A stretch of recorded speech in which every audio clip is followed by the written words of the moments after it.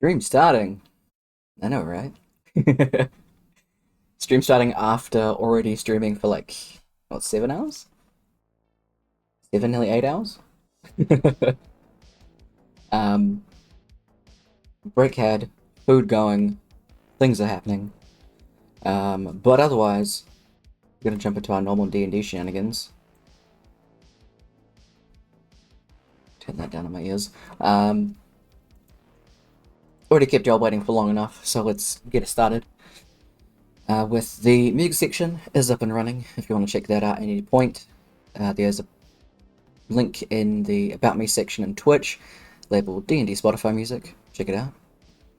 I do rules differently. If you want to know what those are at any point, you can type in exclamation point D&D, get a Google Doc with those rules. See the artists of the maps, you can type in exclamation point D&D maps to get the Patreon links to the Reclusive Cartographer and Go Adventure maps. Exclamation point End of Latov, which is the title of this campaign, will give you pretty much like the plot hook of this campaign. We're on session 90. Wild. We're not going to have a session for the next couple of weeks after this session, and we do have a longer session planned for session 100, so keep an eye out for that, because that's going to be a very good fun time. Moobot will pop in every now and again to remind y'all about channel point inspiration. If you want to gift somebody an inspiration point, go for it. Players can have a maximum of 5 inspiration points each before they're at their cap. If you give it to somebody else and they're on their max already, you can have your channel points refunded or pass it along. This also extends to NPCs that are on the player's side. So, as long as they're, being good NPCs, you can give them inspiration, so. Mooba will also pop in to remind you all about the International Council Trevor Project campaign. The Trevor Project are a awesome organization that work globally for suicide intervention and crisis. So they help with everything LGBTIQA+. If you're struggling with everything that's going on, which is completely understandable, there's a fuck ton going on, holy shit. Talk to somebody that's completely outside of your situation that can give you some empathy and things like that in times that you need it. Just an ear to listen to and things like that if you don't feel like you have a safe space to, and everything like that.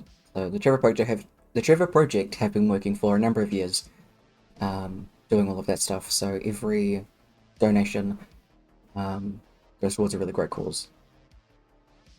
International Council has done this for the third year, I believe this is.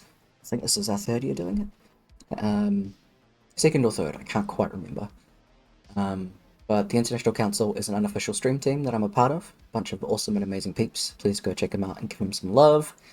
And yeah. Otherwise, back to D&D things. We take a break around 7 PM, which is about 2 AM in the Americas. And lastly, like it says in the pinned message, as soon as we start off, I don't really look at chat.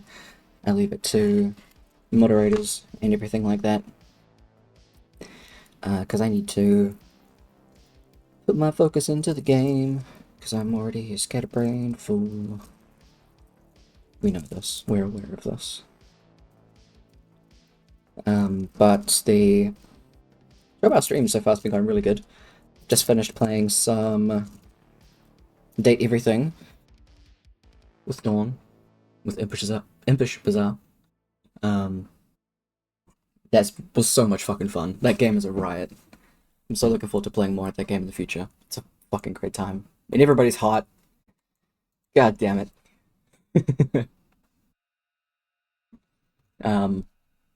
I do still have my Pride makeup on. So you'll get to see that in a sec. Let's jump in with everybody and get started with some D&D-ness. Also, hey Charlotte. Thank you for the follow. Appreciate it. Hey pals.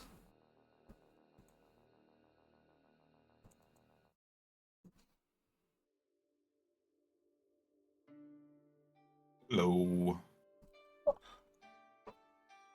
Hi. It's a lot darker than I thought it was going to be. This is sad. Hello. Oh.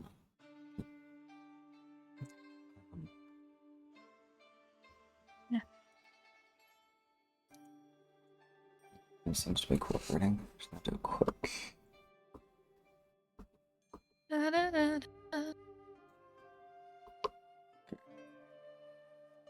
So, last session. Session 89. Actually, no, I have that open, but I meant to do the other thing first. Session character question first, actually. What makes your character blush? Let's go with Amora first. Compliments. Mm-hmm. Compliments. Yeah. Okay. Can we safely assume that Merlin might be one of them? Oh yes, absolutely. Yeah. That's a very safe assumption there.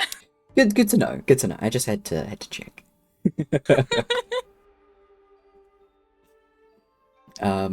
What about Rourke? I don't know. Like, I don't think a lot really. Mhm. But like, if somebody's like flirting with him, Mhm. once he realized that, he'd be super flustered. Fantastic. Like, if, Like that yeah, one if lady. it's like somebody that he's like interested in, like, Yep. oh wow, they're really cool, they're really smart. Mhm. Like, what? No, they're just being nice. I think it was the backyard arm wrestling with the orc lady. Yeah. That one.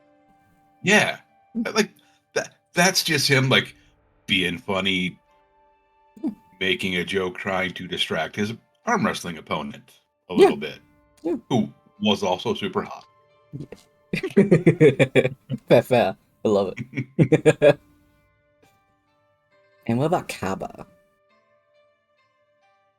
I think if someone gives him genuine thanks for something he was trying to do as a joke, Mm-hmm. I love it. Yeah. In reverse order, what would Arvid blush at? there is probably a huge raft of things she would blush at, but that'd all be like normal world things we'd think of as everyday stuff Fair. that she just doesn't realize. Yep. What about Torvik?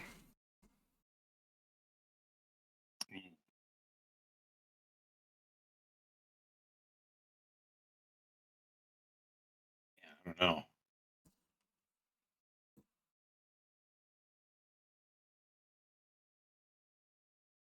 Probably just like genuine compliments. Mm-hmm. Yeah. Because he's all about like trying to put people like on their back foot, just throw them off a little bit. But like somebody like, if anybody saw through that,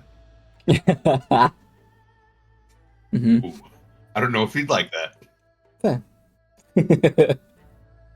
Alright. And lastly, what about Silver? Raska. Ooh! Adorable. I love it. I think Cliff would get like very blushy shy if someone was like overly complimenting him. He wouldn't be able to play it off as much as a joke, because he'd be like, oh, oh my god.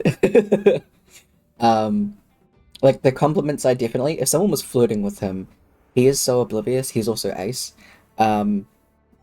He's not really into that kind of stuff, so he's just like, oh, you're being very nice. Thank you.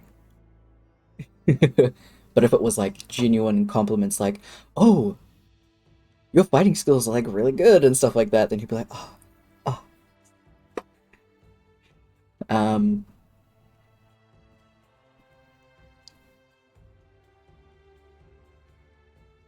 interesting one might be, there's not a whole lot that Sharaska will blush at.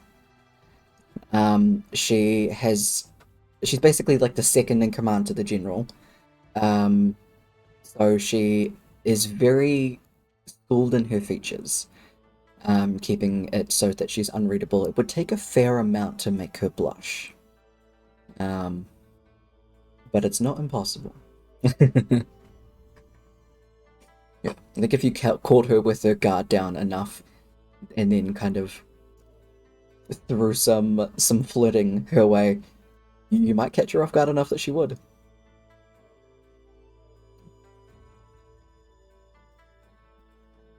Just as two that I can think of, that would be an interesting answer. I keep trying not to like itch my face because of the makeup, but also I wonder if I can take this off now without it being a bitch. I can't see anything, so I'll have to put it back on. But hold on, turn it down. It's Do you trans have colors. Yeah, I have little hearts. These ones are red. These ones are black. It's very cute. I like it a lot. It's also very sparkly, and there is so much glitter all over my face. Like, holy shit. I So bet. much glitter. And I don't have a proper pink. You'll find it all over your room tomorrow. Oh, it's like all over my hands, because I was also using my hands as like a mixing thing, because I don't have a pink. So I had to mix like a red and a white together to try and make one. It didn't work very well. Yeah, so it's all over my hands, it's on my shirt and my chest, all over my face. Great time. But anyway. Session 89, the 17th and 18th of Drift Peak, 999Z. You got Goopendor to Almondor. And gifting Aegis her freedom with the help of Silver and Poison Ocklum. And also, the Overseer pops by to give a little heads up.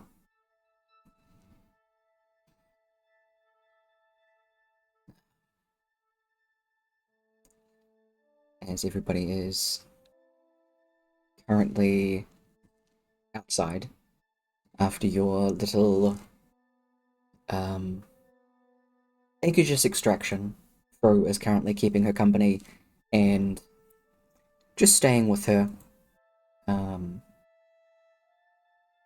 Fro, being Aegis' twin sister, is definitely the person at the moment to be giving her that comfort and everything like that. Fro has no fucking idea what's actually going on. She'll check in later when everything is calmed down.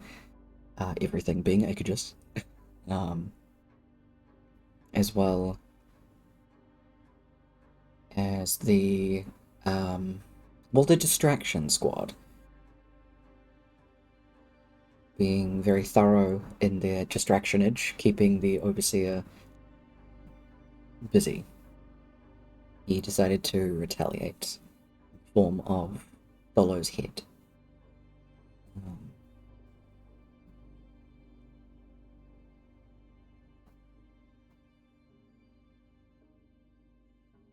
Is there anything that anyone would like to do at this time?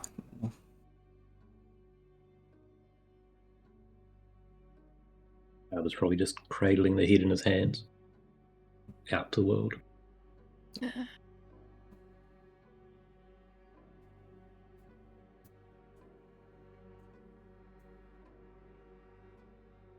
Can I cast gentle repose on the head, on Dolo's head?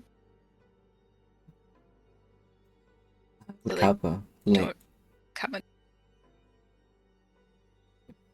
you've seen, is this Amora, I presume? Yeah, Amora. Cool. You've seen Amora do this, so you see her step forward. You know that she's taking those precautions easily enough. He trusts her.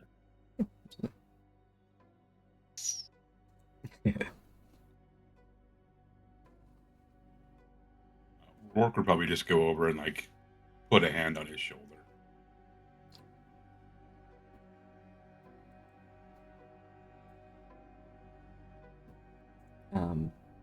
Everyone's pretty quiet. A lot of them do recognize, well, actually, the coyotes all recognize who this is. They being in Holbeck as well with you guys when you all met. There would have been passings with Dolo and Nikki, her younger sister.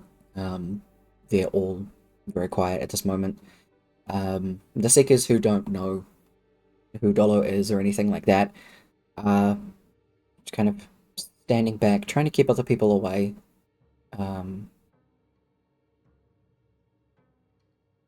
As I think it will be Leaf that steps forward to you, Kaba. If you'd like, we can maybe send some people in that direction to get Dolo back together. There's also a chance for some, putting her back together properly, or bringing her back if that's what the family wishes. You just like look up at Leaf and just like slightly nod. We can do that. I think well, with gentle repose and pace, it makes it a lot easier.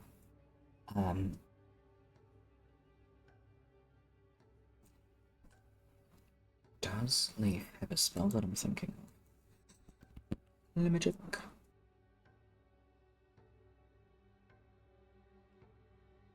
Oh, fuck yeah, Leaf. I did give Leaf the spell. Uh,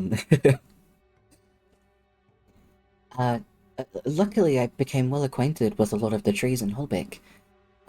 So if we manage to, find a relative tree here, I'd have to take a rest first. I didn't think to prepare that one today.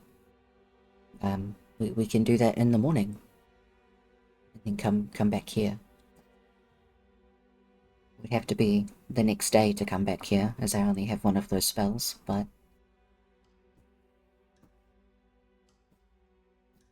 or at least after a rest.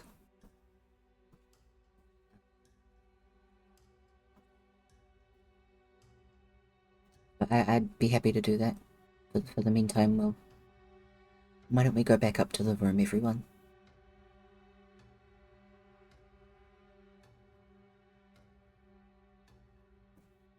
Leaf will kind of... Albert probably has to be prompted to move. Yeah.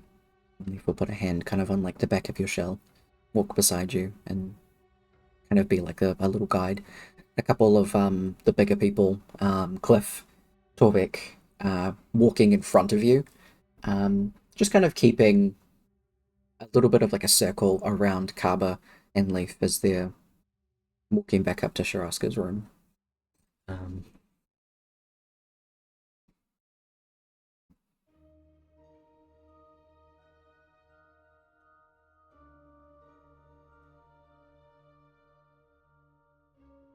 Once everybody is back up there, everyone finds a place to kind of sit for a little bit, kind of letting the moment like sink in, figure out what to tackle next. Kind of an awkward silence that falls over the space.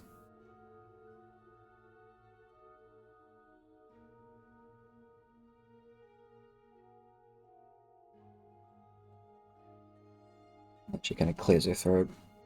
Well, I mean, now that we have Achages back, maybe we can get some actual plans on how to fix these people with some more solid information.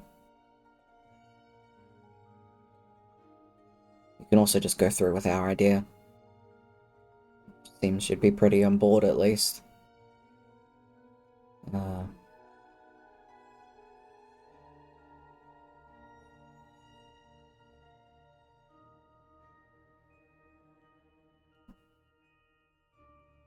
I did have a couple of ideas about Radiance shit when we were trying to bring back Armandor, but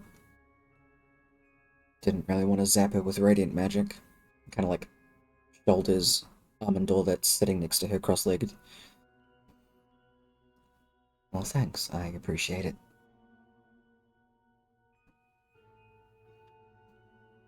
We could still do it if you like. Amandor just kind of like raises her eyebrow.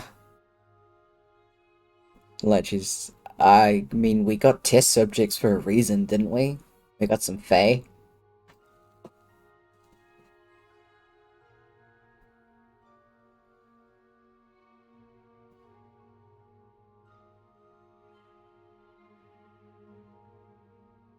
I'd still be keen to give some of that stuff a go. We don't all have to go to Holbeck, so maybe those of us that stay can try out some shit.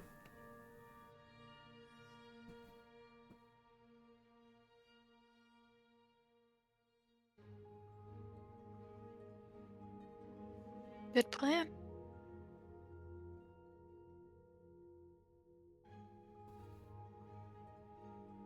So across it, all of you guys.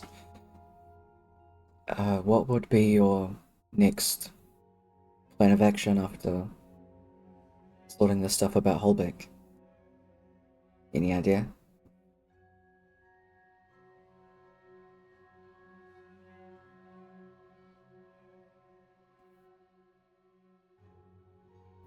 You know, you've got quite a bit of stuff to choose from.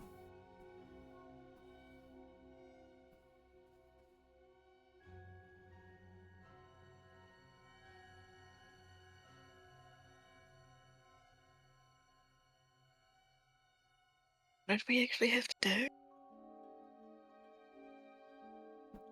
You guys Actually- have the people outside of Murstone that are still committed. There's the Feywild stuff. There's finding the vampire and killing him. Um,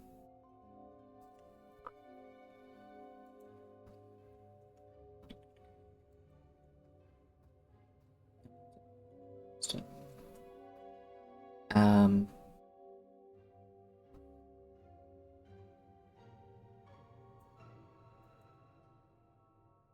those are the four at the moment. A couple of other ones you don't know about yet.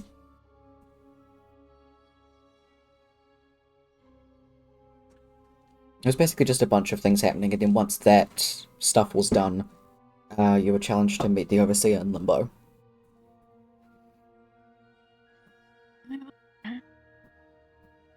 Yeah. Tomorrow will be like, I would like to help the people that have been committed.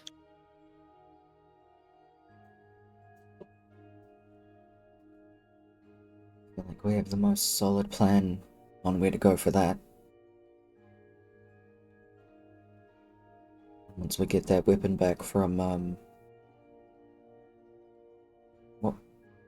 what was her name? Your friend, Silver.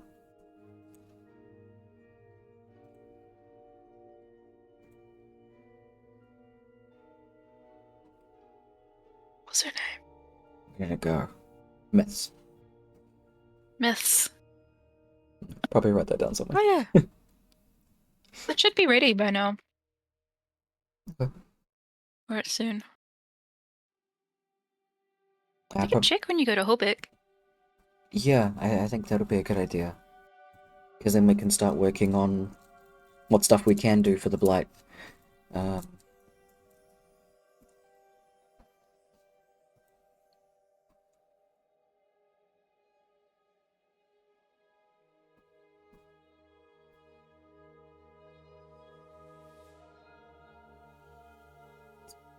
We'll start doing our own little tests on the creatures that we have.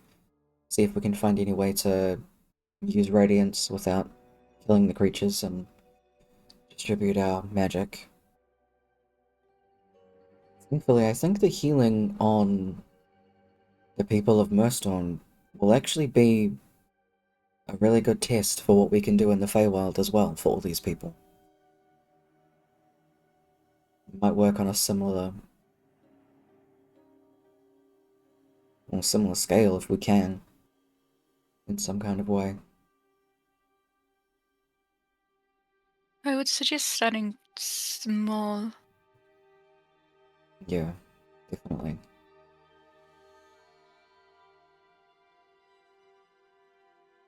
Pretty sure from what Arvid suggested it was work on the Dusk and Prime as they were the least blighted. Once we separate them.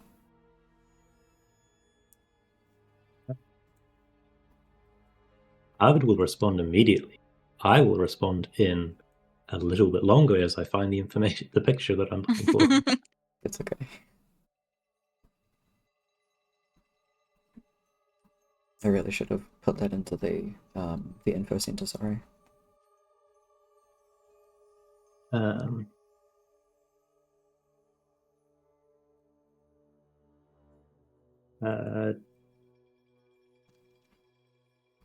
Dawn was most affected.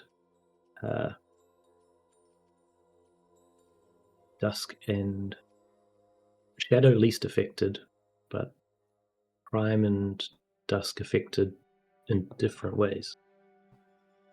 So, but Prime and Dawn were the easiest to separate first, physically, the smaller link.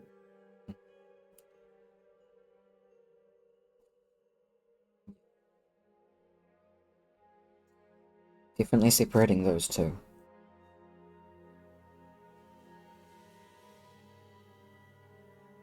But yeah, we can work on more of a solid plan after we work out Moorstone.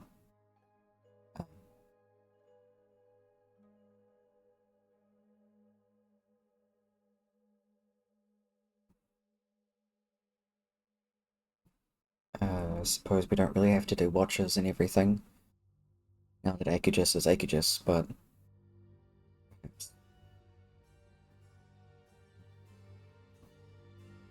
if anybody does want to continue doing watches, I wouldn't be opposed to it. Merlin looks over to the head of a child.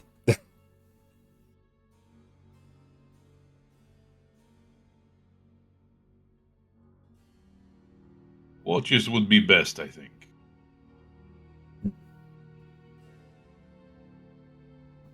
Are you gonna stay out in the common area with everyone, Torvik?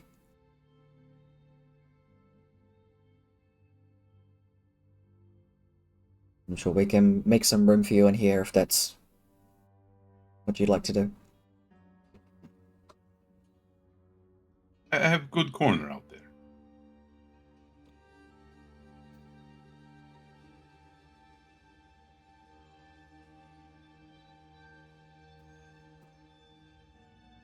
Kind of huddling in one of the corners. No offense to be crowded, and I like to stretch out.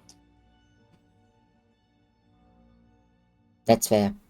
I've walked past the common room when I've tried to get a midnight snack. Sorry, Torvik, you smell like a chainsaw.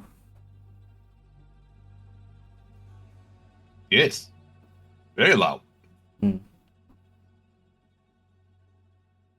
glad you don't do that. He like pats 12's thigh. It's only a light chainsaw, buddy. You know what? That's fine by me. Light chainsaw.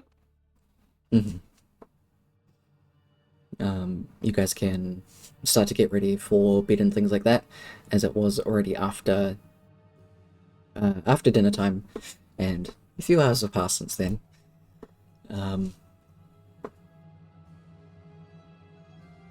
Everybody goes and gets into their sleeping areas. This thing beeping in the background. I was wondering where that was coming from. Yeah, no, it's the air fryer. Give me just a second, because I just I have to... don't think I can hear my kitchen from... Yeah. It should be fine. There's no massive dangers happening. Who wants to do check first watch?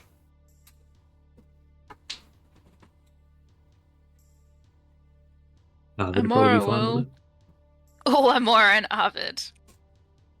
Well, let's go. What even is it? Perception. Thank you.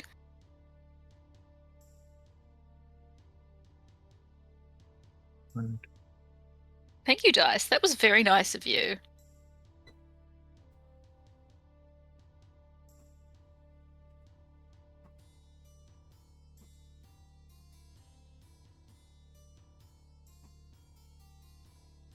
I have lots of inspiration to burn.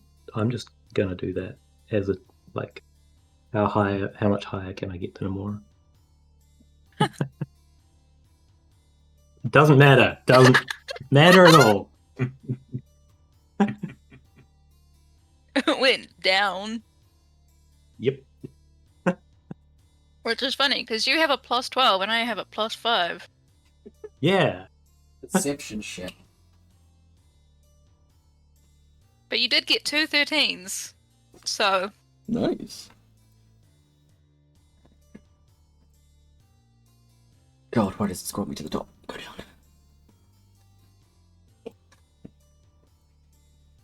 Alright, so 22 and 23. Never mind.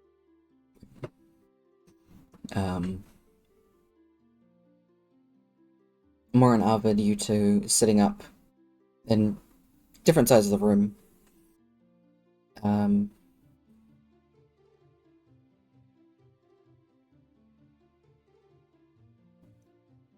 Amora, you're aware of the general influence that the Overseer can have, considering that it has popped up many times before. As your mind kind of wanders to what else could happen, or what else is the Overseer capable of, considering that you've met Claire and Poison and now Silver. It's very much like another level of magic you're not entirely sure about.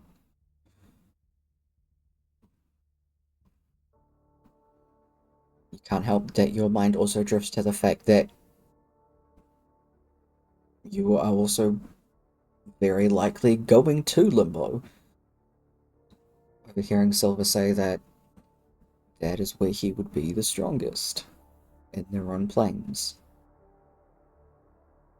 Also remembering, you don't remember from where or from who, but information coming out that the people that were killed by the Overseer don't get erased. They go to Limbo. The drifting thoughts that you'd be able to find your sister in there.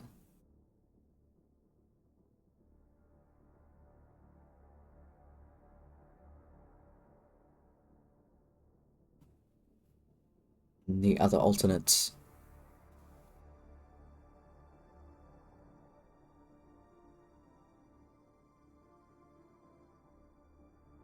It's just kind of where your mind wanders to as you're doing this watch. There's nothing out of the ordinary that you pick up. It does feel less daunting here now. Only slightly.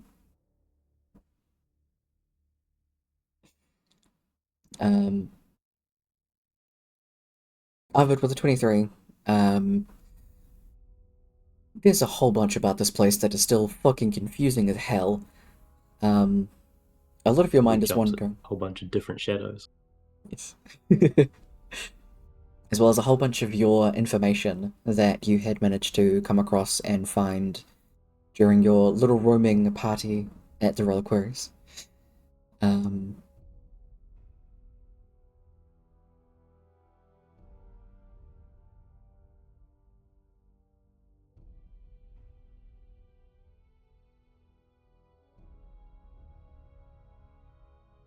Otherwise, which goes by uneventfully. Everything feels safe.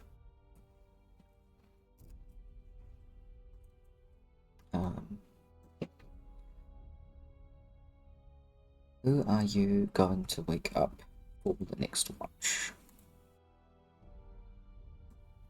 Back over here.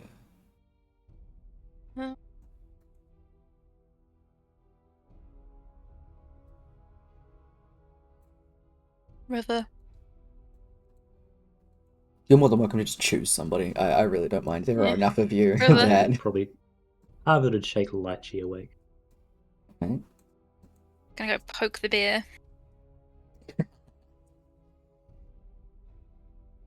Almost simultaneously, Lecce and River like roll over and go, ah. Arvid will mirror that straight back.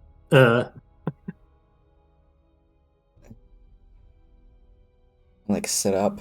Lecce was clinging to Armandor. Kind of like just Armandor's very tall and lanky. Lecce is like short and stout. So Lecce is like clinging to her torso. And she kind of like looks over her shoulder to you, unkoalas herself, and sits up.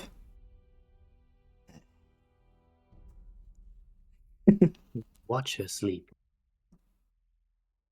No? I'm not gonna do that, it's weird. You're not sleeping in the spot I was, are you? Wasn't an idea before, but Don't. why not? Sits down and is like, I'm gonna take watch from here. She puts her back to Armandor and is like looking at you. You really squint and find a distant corner. Fair enough. River rolls over from where she has been kind of like at the bottom of the bed. The bed is like massive. It can easily fit like 5 of you in there, and at the moment it's Shiraska, Silver, Bo, Amora, and River. That are just like piled on that bed. River kind of like kills at the bottom, across from Bo. Kind of like rolls over. Very lightly, like bonks her head to Bo's. Not enough to like wake her up, but it's just like a nudge. We'll sit up. Okay. Swaps places with you, Amora, so that you can sleep on the bed. And I'll get both of them to make a perception check.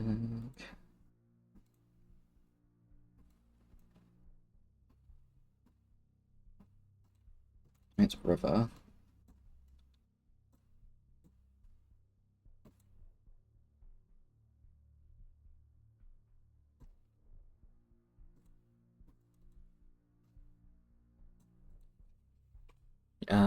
River takes a location near the window and is just kind of looking out that direction, seeing what else is out there. If she can see anything, she's mainly looking out for like crows and shit. No particular reason. And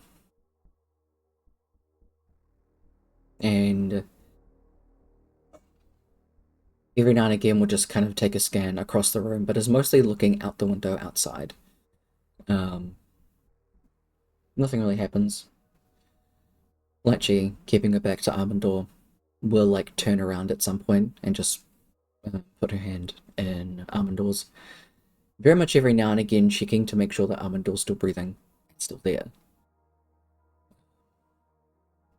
But otherwise, nothing happens during their watch. They go and wake up the next people.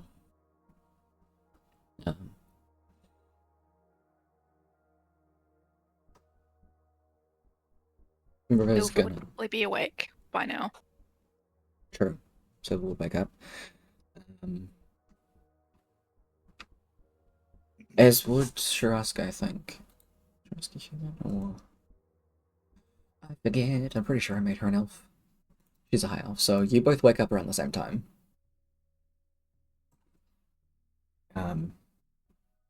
As you two like sit up, Lecce and River just look to you two and like then look at each other, shrug. She kind of like River ends up like kicking Shiraska and Silver out of the bed so that she can take one of the spots back. Shiraska's used to it. And just kind of crawls out of bed so that River can go back to sleep. On her way out, she'll wake up Brooke just because she has early morning duties that she needs to attend to, so she does step out of the room. But she'll just kind of shake you awake on her way out so you can take her place with Silver.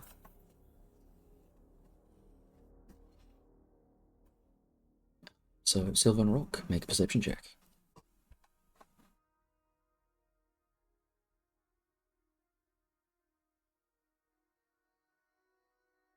Nice.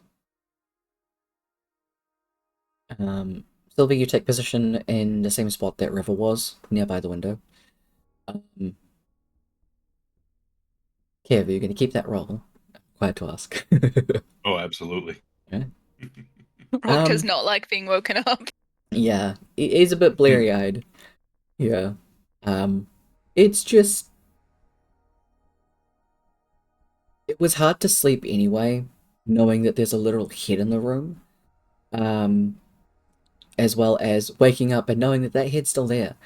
And just the kind of like burning pit of fury that is in your stomach that just continuously builds whenever the Overseer is like brought up or does anything.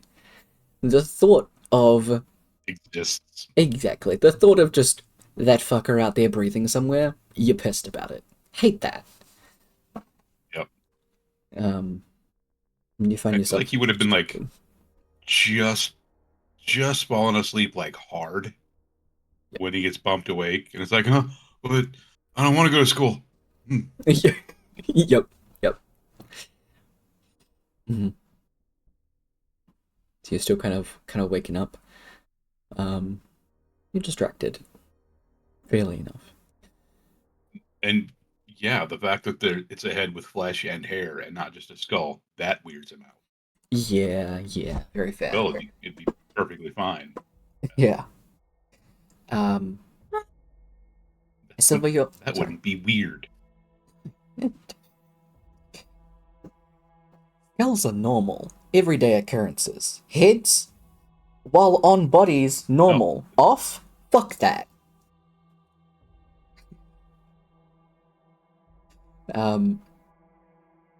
Silver, by the window, you take a look out. You can see a lot of the people that are outside. As some time has gone on, they're just fatigued, to the point that they are not dying, but they're just dropping, like just from pure exhaustion.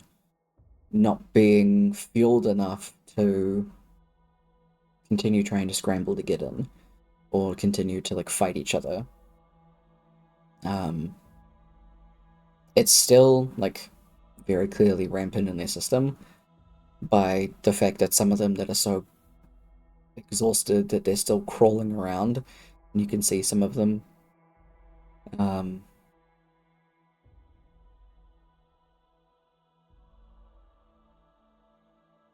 that's some of the stuff that you see as you're standing outside, as well as just the thoughts going through your head of what kind of things that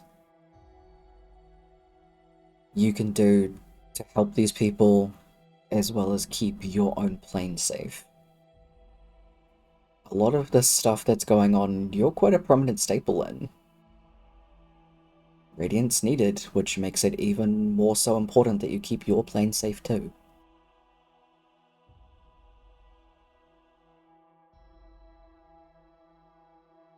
Just a lot of that kind of stuff going through your mind.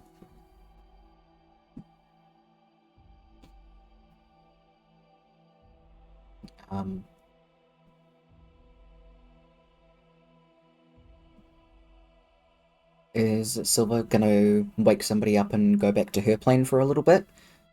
Or is she gonna hang around for the next watch? No, I think she'll go back to her plane for a little bit. Who's she gonna wake up? Melon. Melon sleeps almost underneath the bed. As he's just kind of like by the side of it, but he'll like roll over every now and again, so he'll end up rolling out of his bedroll and almost under the bed. So you just kind of like kick him in the wings a little bit, that's still poking out. his wings, like a cat when they're like dreaming and twitching, his wings do the same thing.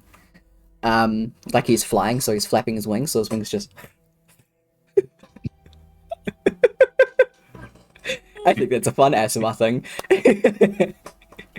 Adorable. Yeah. So he'll like roll out of the bed, just. My turn. Okay. Pull himself out of the bed. As you bamf out, and who would you wake up? What I might do to make this easier is just. He'd probably wake up Cliff.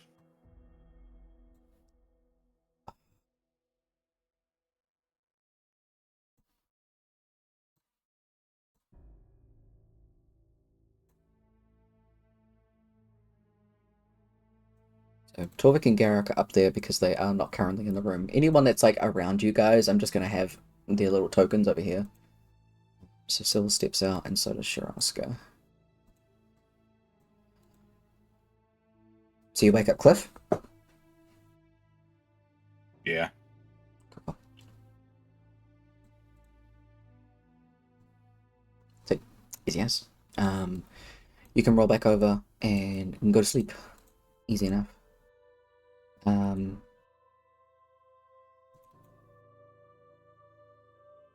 When you wake Cliff up, he does look up at you and notice how exhausted you are. You're not like exhaustion point exhausted. You look real tired. Just give you a pat on the back. Get some rest, buddy. I'll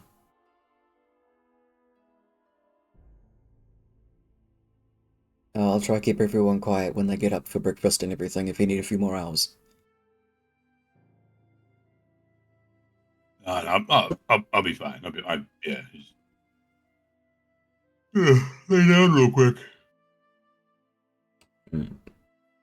He'll still kind of like walk you over to one of the corners, not nearby any of the windows so the sunlight doesn't come in. He'll even check and then kind of get you to sleep in that corner.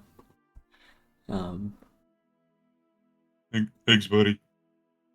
Gotcha, bro. Pat on the back. Bro's looking out for bros.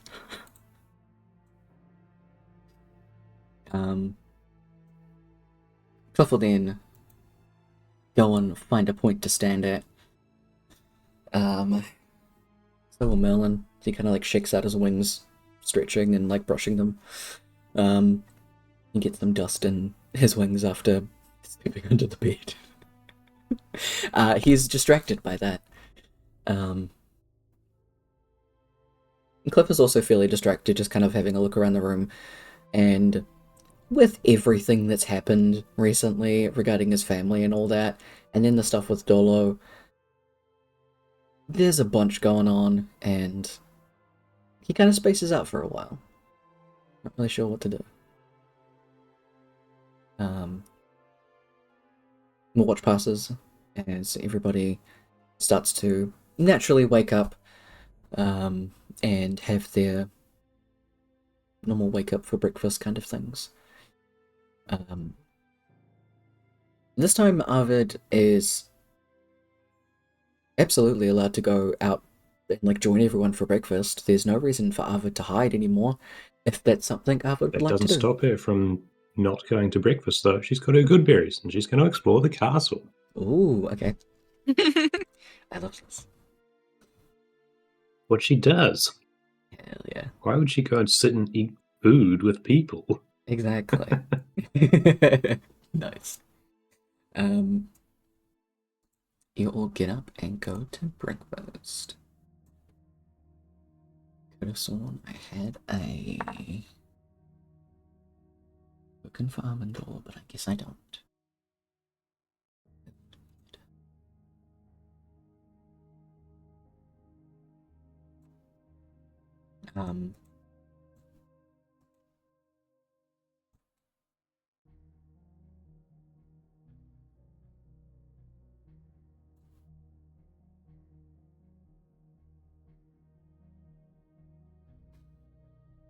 Everybody comes together to get their breakfast and everything like that as Arvid goes for a wander. This castle is massive. It is way bigger than the reliquaries, which is insane because that place was massive in itself. Is there anything, excuse me, is there anything in particular that Arvid would be looking for, or just like opening doors in the randomest places? I think to start with, she's opening random doors all over the place. In the back of her head, she's still got tainted Aegis' promise of she can have rooms in the castle, which she completely misinterpreted. So she's kind of shopping for rooms to claim.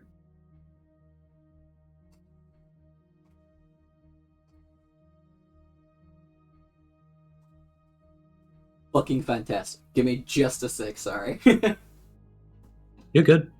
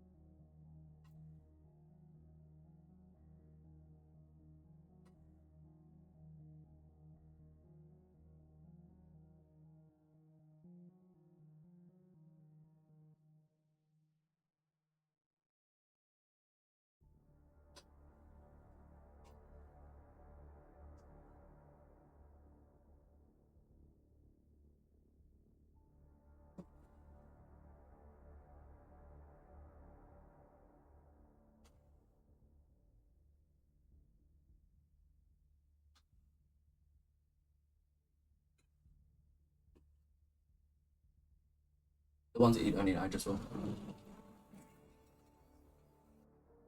Books.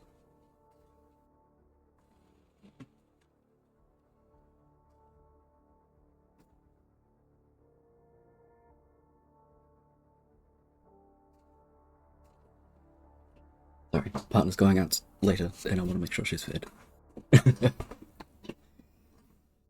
Okay. Give me a D20 roll. Let's see where you might end up. Nice. You end up wandering for quite a while, and you end up in one of the, well, going up quite an amount of stairs to one of the very top areas that you can see. There are a couple of guards stationed around. You're incredibly stealthy, but also, you were told you're allowed what you do what you want to do. So, do you think that Ava would be stealthing around when she sees, like, people standing post with weapons? Because that's not prominent in the No. lower floors. No, she'll just keep going. Her bullshitting skills are just as legendary, so she'll just keep going. Let's fucking go. Alright. She does end up getting stopped by one of the guards. He's holding a spear. He's a massive orc dude. Halt. What are you doing up here? Around? Commoners are not allowed to this point in the castle. I'll tell one if I spot one. You are a commoner. Are you allowed up here? I work up here. I've been stationed here. You look fairly common. There's a whole bunch of you.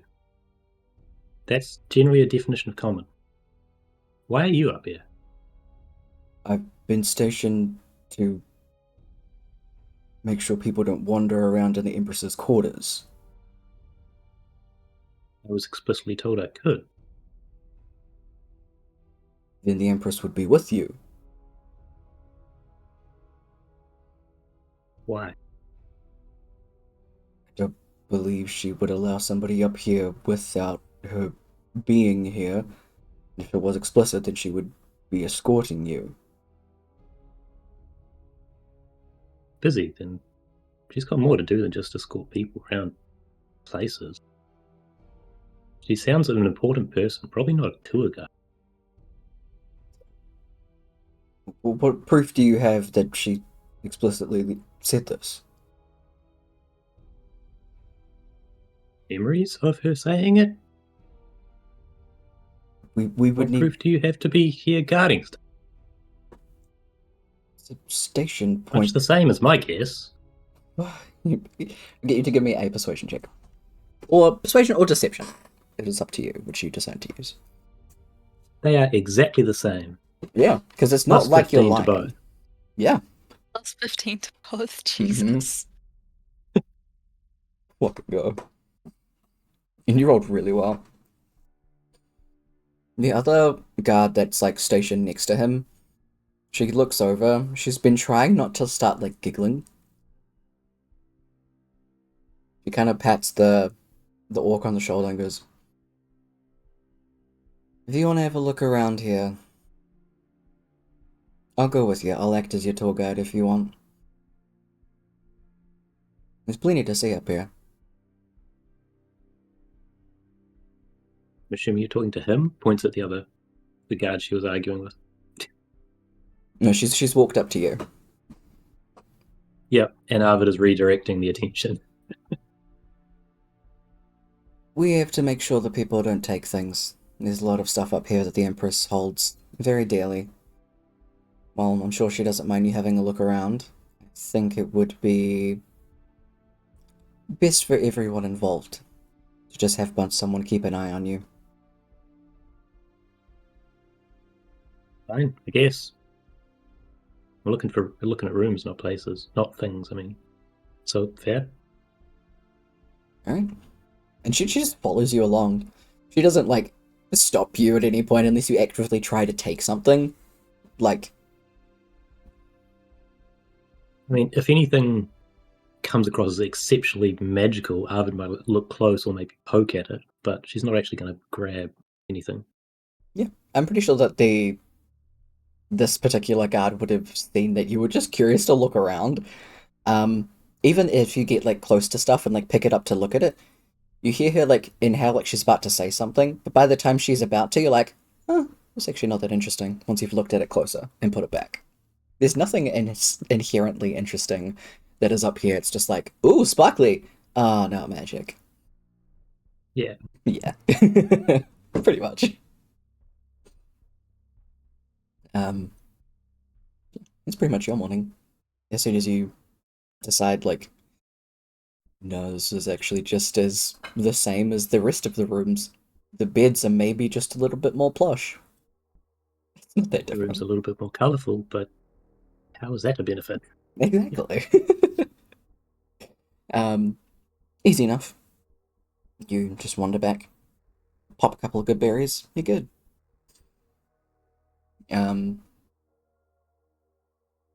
After breakfast,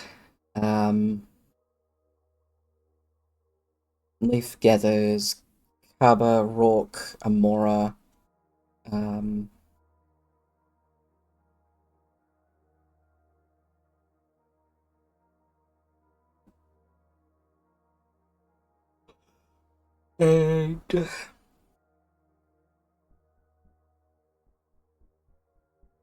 we'll go Cliff as well. He'll come with. River will stay back with everybody. To head over to Holbeck.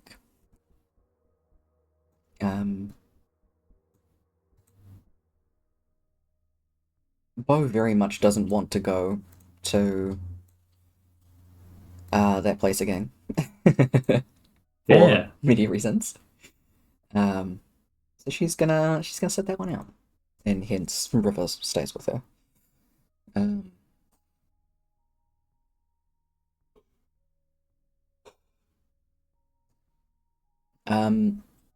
I mean, Arvid would be asked if she wants to come with to walk through a tree.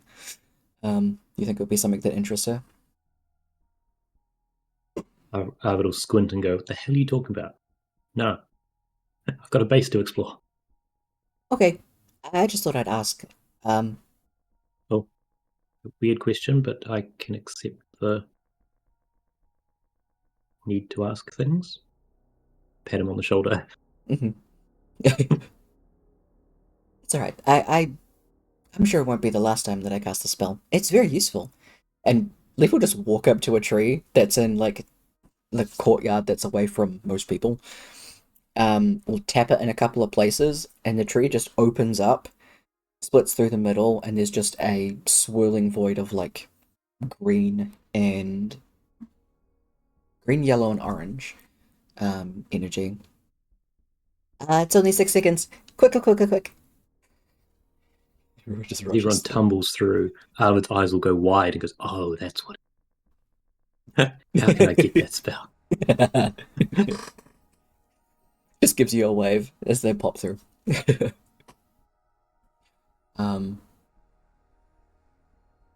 As the 5 of you get through to Holbeck.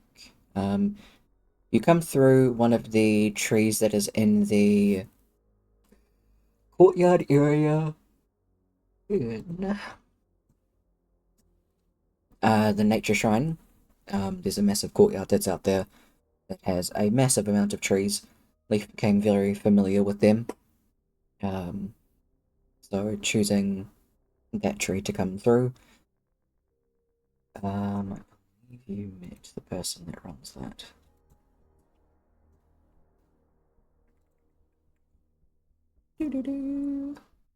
Characters, Holbeck. You see Zinnia, the large Loxodon person who runs the nature shrine. She sees all of you walk out. Oh, Leaf! It's been quite a while. Oh, Amora! It's a pleasure to see you all. Well, welcome in, come through. We finished a service not too long ago, but we still have some snacks out and things if you are still hungry. It's just like a table of different foods and stuff to like snack on. There are still some people from the service that are around.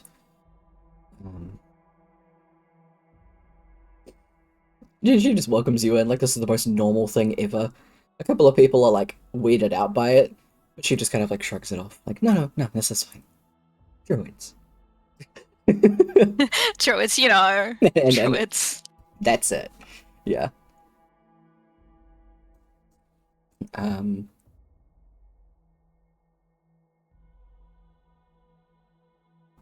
don't believe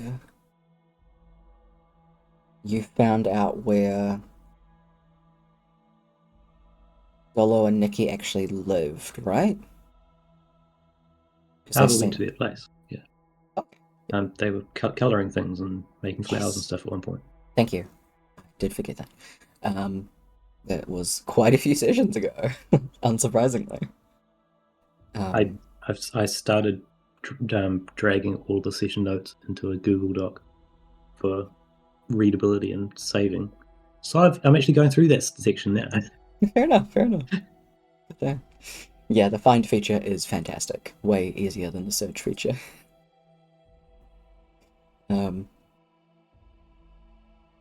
So you all pretty much follow Kaba.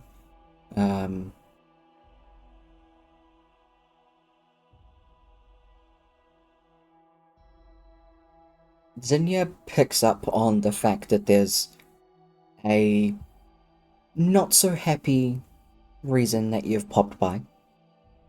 Hence just kind of clearing the way for you and pretty much picking up on the sense of, oh, they're here for some kind of business.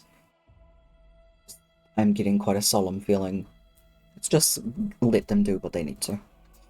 High insight. She's the head of a shrine. You all head through and follow Kaba to the district that Dolo and Nikki lived in.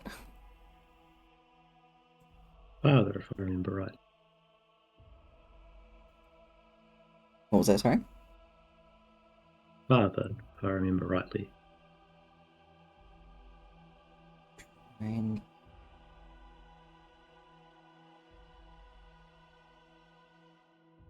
I'm not sure he was ever given a name. I don't think he was, no.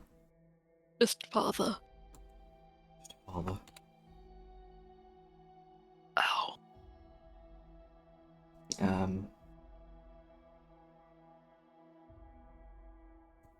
Let's find one.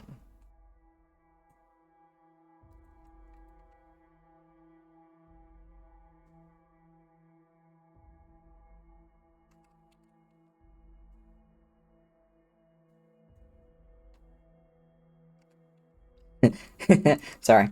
I love gnome names. They're fantastic.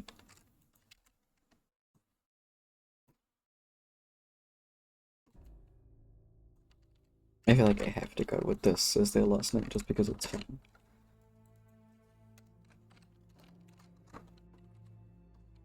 That's the father's name. The family name is Babble Rabble. Dolo and Nikki Babble Rabble. And Selgrim, who was the father. Head over that way, and upon knocking on the door, you don't get an answer for a little bit. You do see the curtains move on the side a little bit. And eventually the door very slowly opens and you see Selgrim there. Mr. Carver looks around Assuming behind you.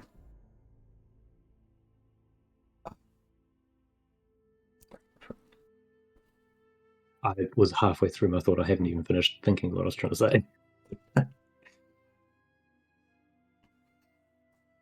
He just looks around behind you, is incredibly skittish, before very slowly, closing the door, you hear a bunch of chains rattling, bolts unlocking, as the door finally swings open a bit further as you guys come in. As soon as you're all inside, he closes the door and it has been barred back up, chains locked, all of that stuff, all in, oh my god, what's the metal called? There's a very specific metal that magic doesn't fuck with. Magic doesn't work with? Is it lead? Lead?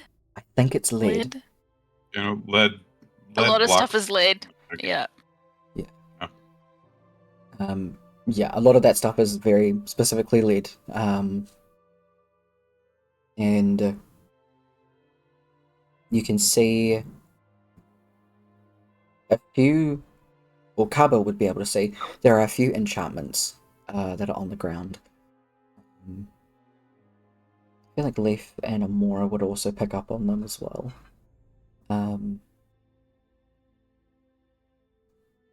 Once everybody's inside, he leads you through into one of the sitting areas where the little girl Nikki is sitting up on one of the couches.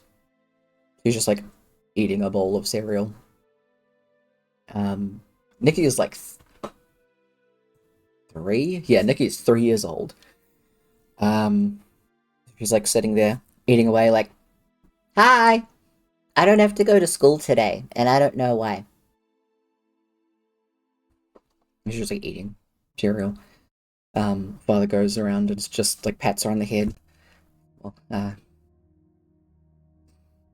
we're just gonna stay away from school for a little bit, just for a while. But look who's here. She sees you, Kaba, and immediately goes to throw her bowl of cereal aside. Her father grabs it, puts it on the table. She jumps down and runs over to you. Mr. Kaba, hi. Nikki, hi. Glad to see someone who can't fail to find good in every single possible minute. Look! And she'll grab your hand and drag you over to another one of the coffee tables. There's a bunch of crayons and clay and all sorts of things, chalk, a bunch of like scribbled bits of paper and everything. And she'll start going through them. Like, this is a butterfly. It's a pretty decent butterfly. This is a dragon. It's an interesting blob. Just stuff like that as she starts like bringing forward a bunch of pictures and clay amalgamations of color that she swears is insert thing here. I will do the typical adult thing and just, go along with it. Yep, absolutely.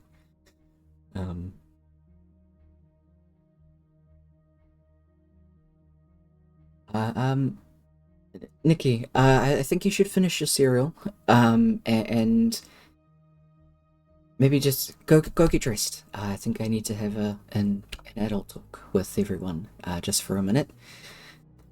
Ah, okay. You'll be here when I come back, right? Yeah. Okay. Of course. Find my flower presses, and she'll like run upstairs. She'll run back down, scoff the rest of her cereal, go back upstairs.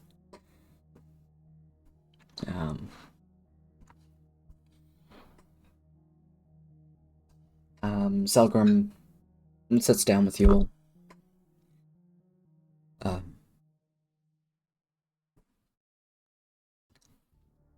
I don't know how you know, but I assume that you're aware of Dolo. Yeah. He's burst into tears. He had her delivered to us in Merster. So we've come to return and offer what help we can, whether that's return of Dolo or whatever else you're up to. You've got a lot of locks and enchantments, and that can't have been quick to put up. Is there more going on here, or did you really just act fast? After that happened with Dolo, there's no way I could afford to muck around. Yeah, fair. Paid every dollar that I had to put up these enchantments and locks, and don't really know how I'm gonna do it, but I need to find a way that Nikki can still get schooling without having her leave the house. Wrap her in bubble wrap if I could. I do know how it happened.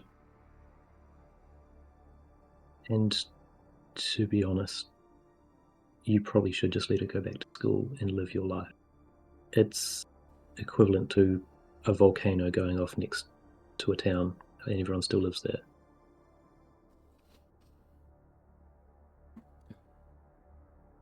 I see. It's probably quite the opposite of comfort, but you can't live scared. Fortunately, people I brought with me and a few others are actively working on trying to stop that. But right now, Dolo was more important.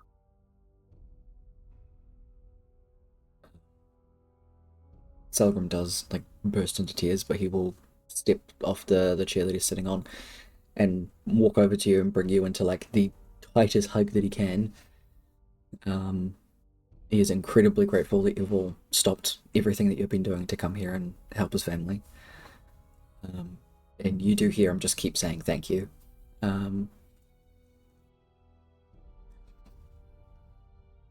I don't have much, but if I mean whatever I can offer you, whether it be coin, I can make something.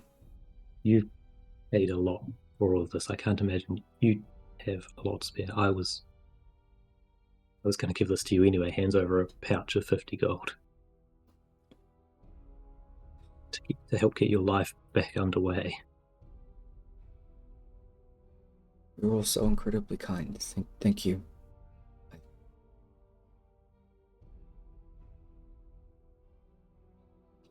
I didn't move Dolo from her bed. I've just kept the door barred so Nikki won't go in. I found her yesterday. I went to go check on her. It's not very often she's not awake at the crack of dawn to go to school. She's up earlier than I am. I will sort of look at Leaf and Amora and sort of nod at them and just sit down and be prepared to just sit with Selgrim the whole time. He doesn't particularly want to see Dollar Headless either.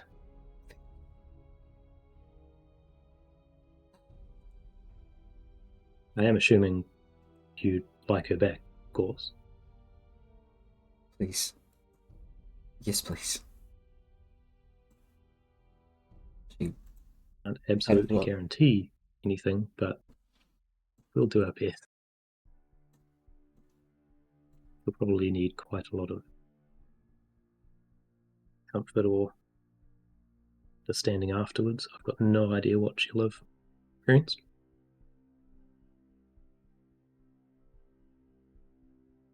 Okay. I'm not quite sure how all of this magic stuff works. It's always the one that Well, gets that is unfortunately the same as everyone. Can I motion to Amora and Leaf, who will ask the directions for the room. Selgrim will lead them there. Make sure that Nikki's not within like line of sight. Lead them into the room.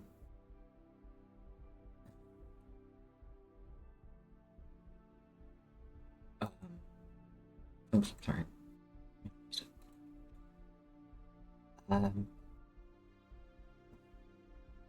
Well, Amora, what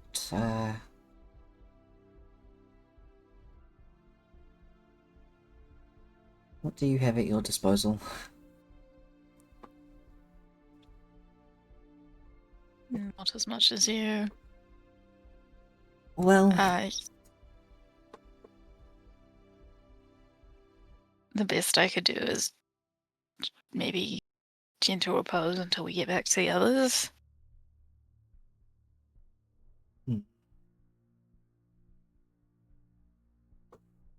I'm not quite that leveled yet.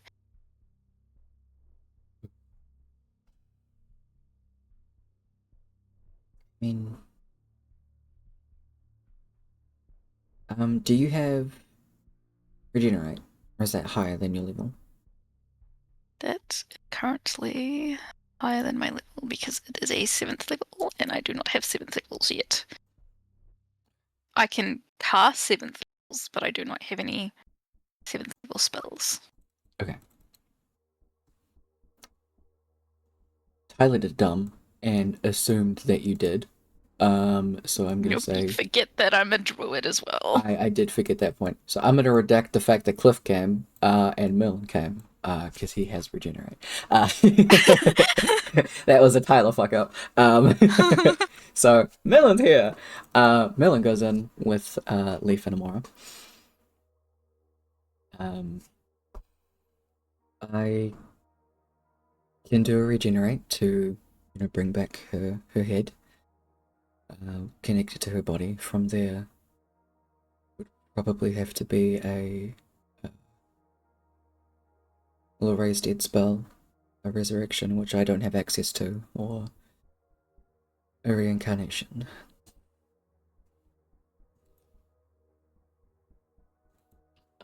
Believe. I don't have any of those. Just a second.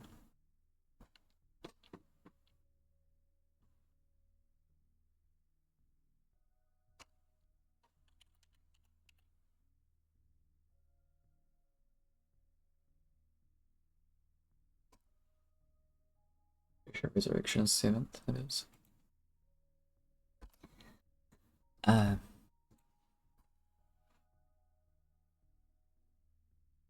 did I grab Merlin? It wouldn't be Merlin, it would have to be Lychee. Yeah, Would no. Lychee leave Armandor for it? Oh, Armandor would make her go. Yeah, for the sake of, that's a kid, you're going. Angel my notes again? Sorry about that. So, Okay. It's Lychee. it's Lychee. Sorry, guys. Really on top of it today, apparently. It was always lychee. It was always lychee. What are you talking about? Merlin was lychee all along. I'm sorry. Bo never had a partner. You guys never had a mother. Yeah. Fucking hell. Lychee on the log. Exactly. It's only lychee.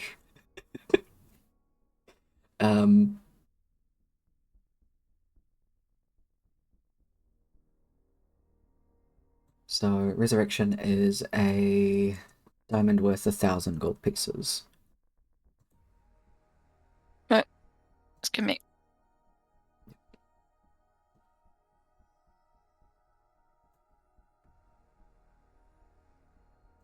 I have one of them. Well, technically I have 3 of them. So just take one off because lychee will steal that from you.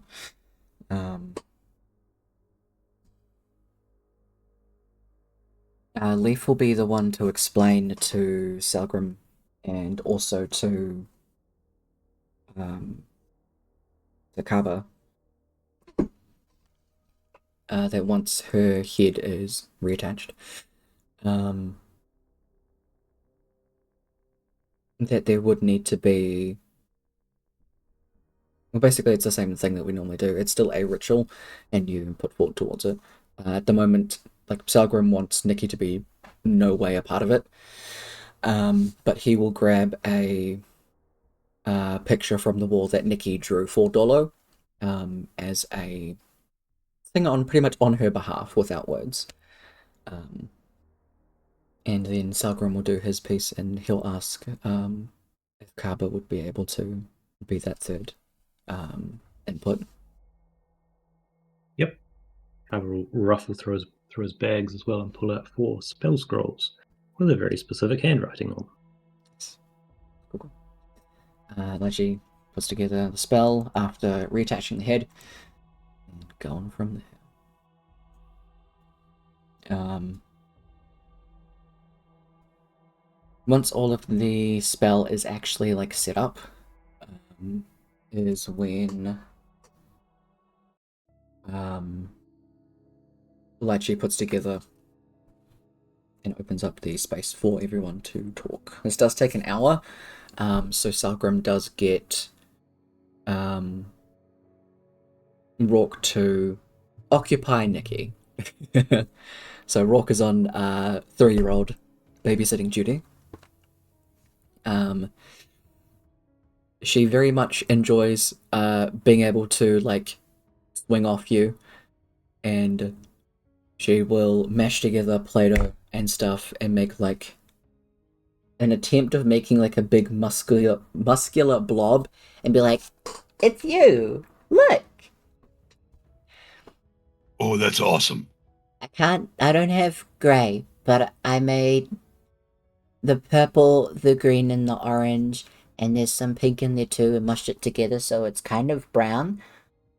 But if you squint really hard, it might be grey.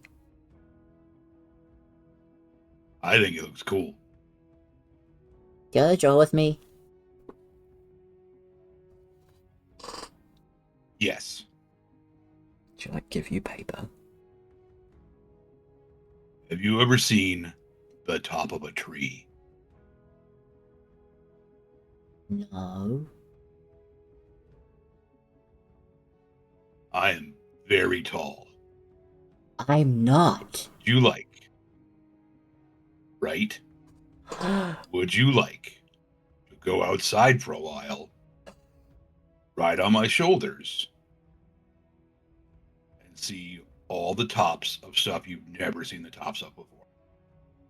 Trees, houses, other trees, She's like, big rocks. Yes!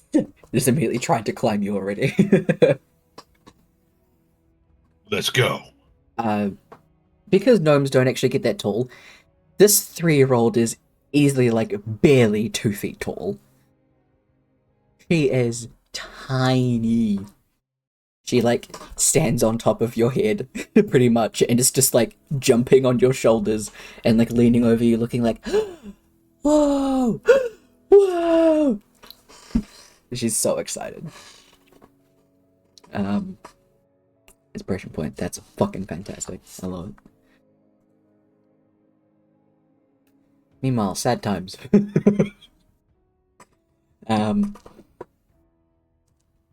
The ritual setup and everything as Sargrim paces the picture that Nikki drew for Dolo, like on her chest, as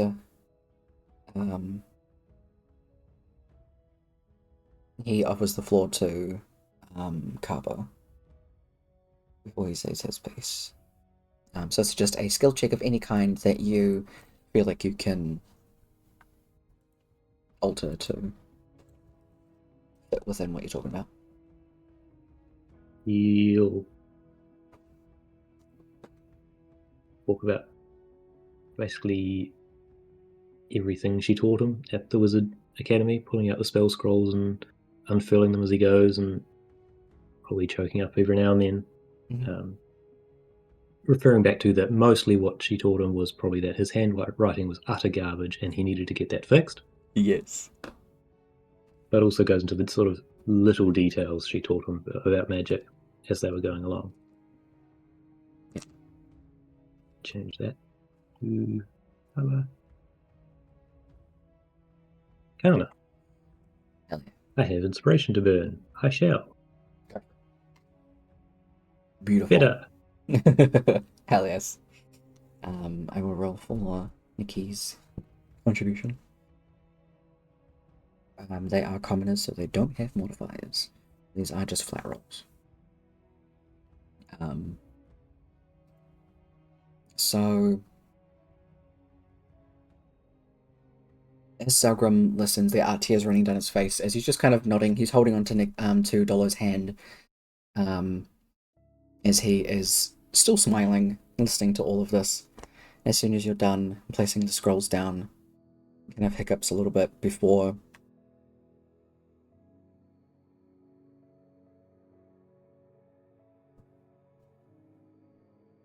my little Dolo. There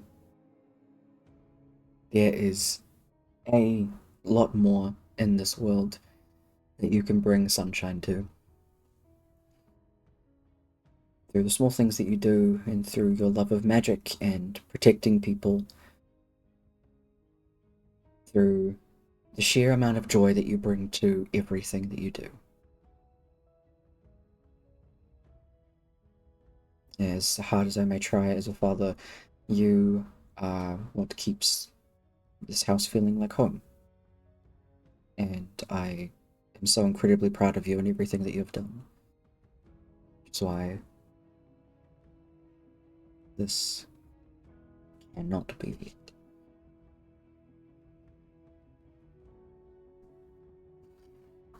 Goes on to share some memories of Dolo when she was younger, about her immense wit and intelligence, how she could explain things better than he could from an incredibly young age, and how he was always incredibly awestruck by her intelligence and how fast she picked up things.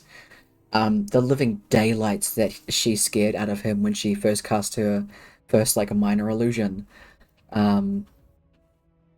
It was in fact on him, and he nearly shat himself. But she laughed and had such a bright look in her eye as she shared so much of her bright pink joy with the world.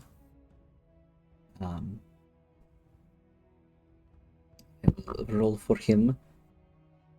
I think on hearing sort of the, if he uses actually sort of the bright pink joy terminology, Carver will sort of sideways glance at Amora before turning back to it. Adorable. So Horrible.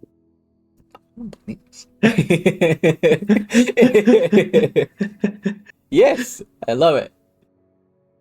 So Nikki got an 11, and I rolled twice for Salgrim because advantage. He's father. He shared a lot of things and was on a very personal level in world history.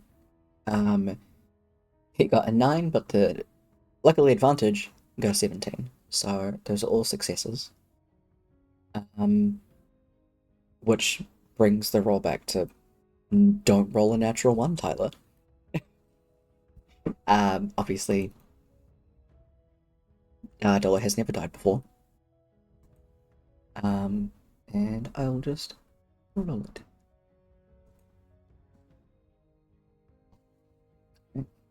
Hey, look, it's not a 1. It's not a 1, it's got a 1 in it. But we're fine.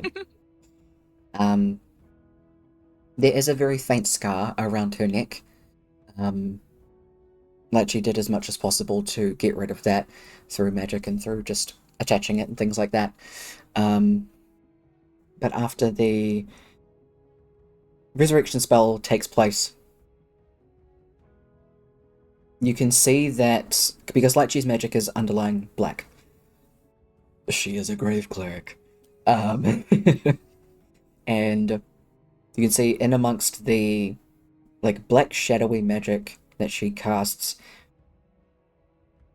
there is a very faint underlying, almost like pink sprinkled in there, that just kind of lights up the candles, and in amongst all of the swirling, as Dollar opens her eyes. She looks up and looks really confused before Selgrim, like, dives through and tackle hugs her. She looks like confused for a little bit, grabs hold of her father and just like hugs a bit tighter. That was... I didn't like that. Oh, we're gonna make sure that it doesn't happen again. Yes, please. Why am I still so tired? What day is it? What day is it, Tyler? Wednesday. 19th of Christmas.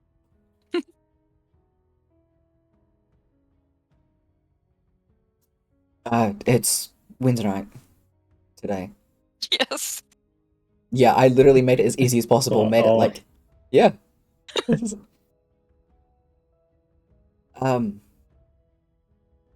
Yeah, it's Wednesday night. Oh, I had a study group today. Damn it.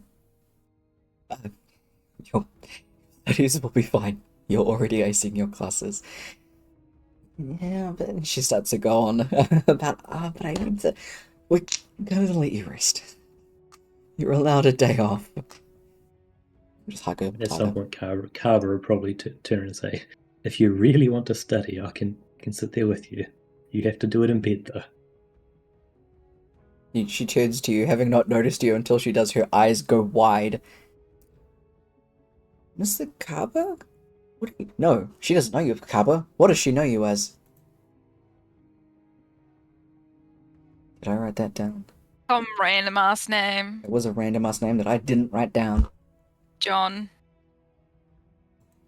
I'm fairly sure she did eventually get to know me as Mr. Carver.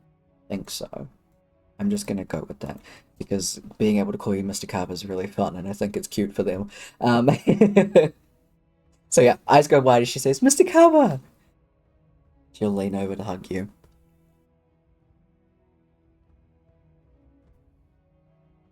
How's your spellcasting going? Has your handwriting gotten better? And she immediately just starts asking you 100 questions.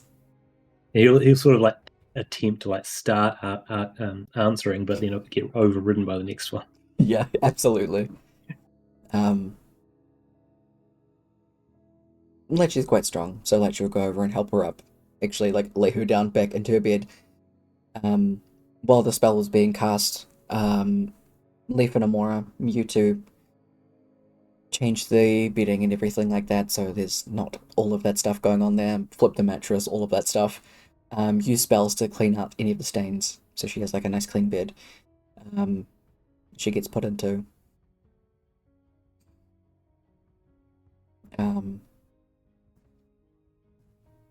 She's still like a mile a minute going and asking like questions to Kappa, and it's just very happily like catching up. Like she hasn't just woken up from being dead. lively as ever. Eventually, from like... No, we'll do that first. Yeah. She's just chilling. Asking lots of questions. Happy as.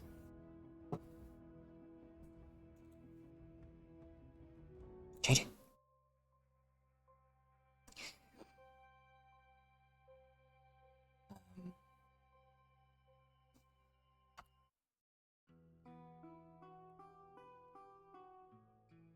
Eventually, from outside, Nikki is standing and jumping on your shoulders. Your shoulders are getting sore. She is... My god, her shoes might as well have freaking pins in them. There's a couple of times where she's like jumped a bit too much and she's almost like jumped off your shoulders, but you are quick enough to catch her. At some point, he'd be like, Nikki, are you ready to fly? Well, I don't have wings though. It's okay. You don't need them. Okay, I'm ready. You know, like, gently in both hands, just like, Yep. hold it, like, okay, stick your arms out, stick your legs out. And he's just gonna run. Yeah. She is the time of her Jump. life. Oh, hell yes, and your jump speed is insane. Or your jump distance, I mean. Fuck yes, I love it. Yep. Is she, like... She does that, like, squeal yell of excitement thing that little girls do. And is just having a great time. Ooh. He would also cast Spider Climb on her. Ooh, okay. How long does this last? Up to an hour. Concentration. Cool. So, like, the first time he's like, oh no! Like, Yes, no, absolutely. okay, walk around. She's like walking up and down him. Yep, this she does, and she, like, goes up, like, the sides of the walls inside the house. Zalgrim, like, calls out to her, and she's already on the ceiling, and she, like, runs down in the direction of Dolo's room on the roof. Selgrim sees her before, you know, children are fucking quick. Jesus Christ. Selgrim sees her before he sees you. He looks up and goes, Nikki! And freaks out and like, no, how are you? What? I'm a It's spider okay. I use magic. Okay. Can you magic her down onto the floor?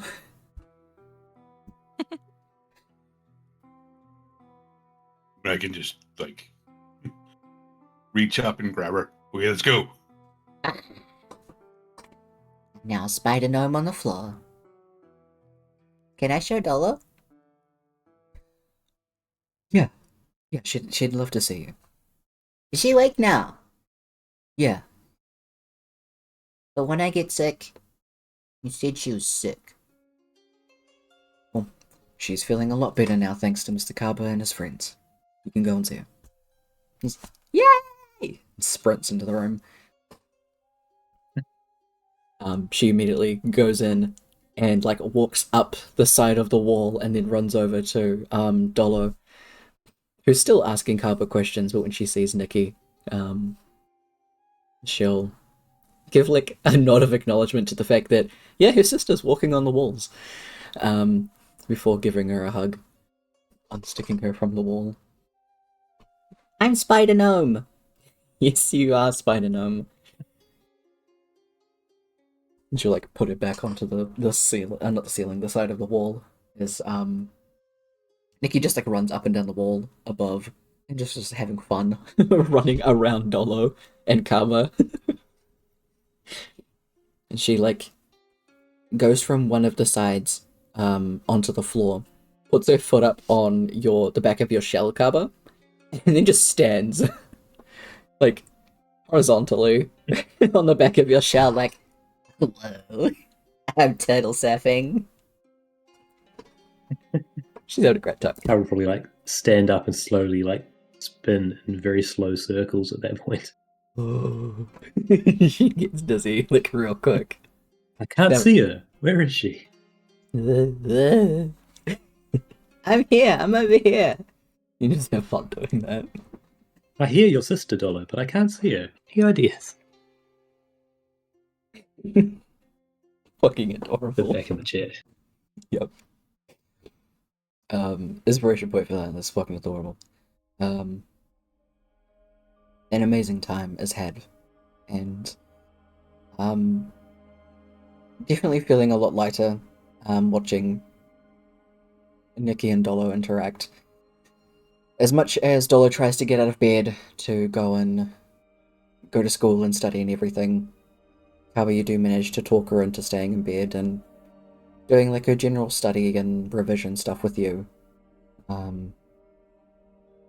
She's done a hell of a lot over the past while with her magic studies and things like that.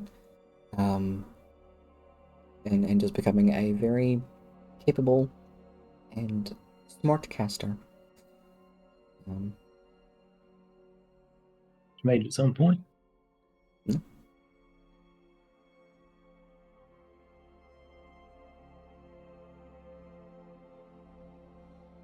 At any point, do you ask her about what she remembers, or is it just that didn't happen, or anything like that? Probably quite a way into it.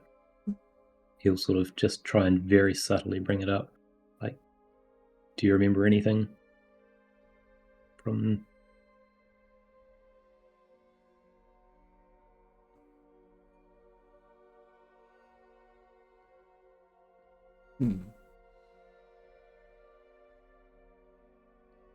I mean, I think after I came home and came to bed, I know I had to get up early, so pretty much after dinner, after I'd done my studies, I went to bed. I thought it was a weird dream. I was walking around in a place that was completely black. But what I was walking through felt like water. Up to about the middle of my shin.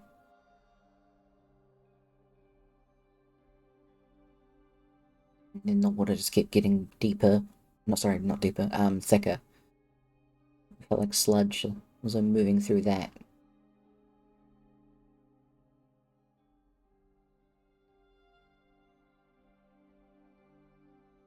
Someone sounded angry.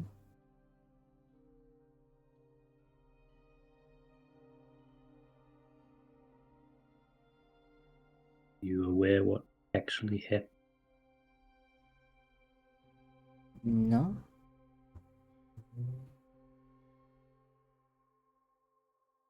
You died for a little bit.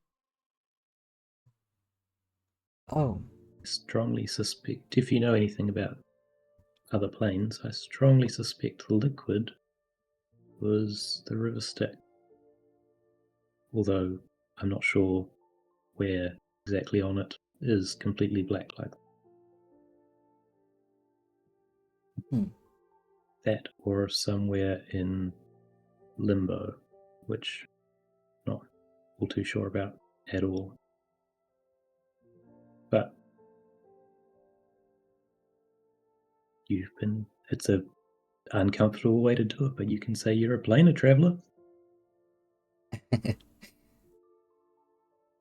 I will say you do notice that a lot of the time while Nikki's been talking, she does keep like itching her neck. I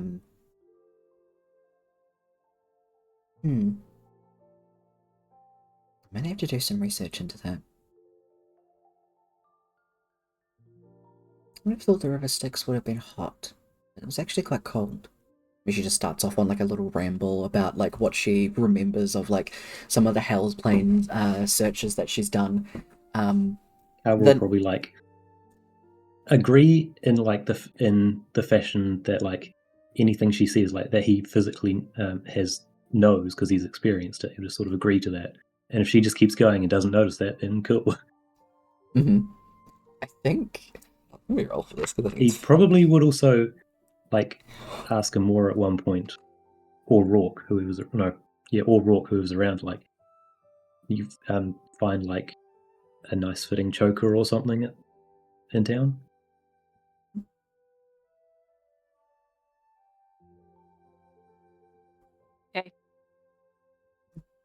We'll go for a walk. twins go for a quick little shop. Easy enough. It's like 2 copper.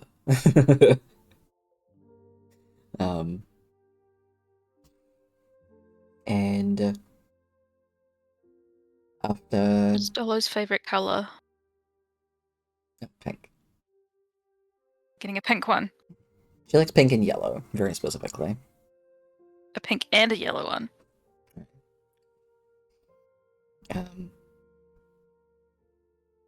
She likes them a lot when you give them to her, and she'll put them on. When you ask about or like agree with her about the heat and the 9 hells, she will like poignantly stop and be like, "Have you been to other planes? Have you?" Yeah, we have. Sort of waves his hand vaguely towards wherever the others are at the given time. Immediately start like picking her brain about everything to do with that, and has even pulled out her own little notebook and is like writing stuff down. Full like little researcher. Yeah, she- he'll happily answer everything. Ooh, I should be able to write a paper on this. I wonder if I get a good grade. And she'll like just keep going.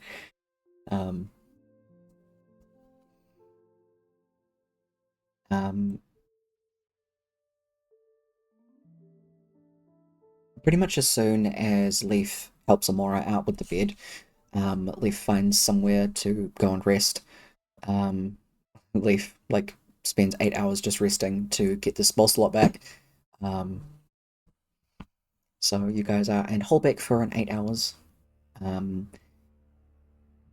Salgrim is very happy to host you guys for that time. We'll make sure that you guys have food and we'll offer you drinks all the time and things like that. We'll come and check on Dolo every now and again to remind her to sleep. Remind Nikki that she needs to let her sister rest, and as much as you want to jump on her like she's a trampoline, probably don't do that at the moment. Just little things like that.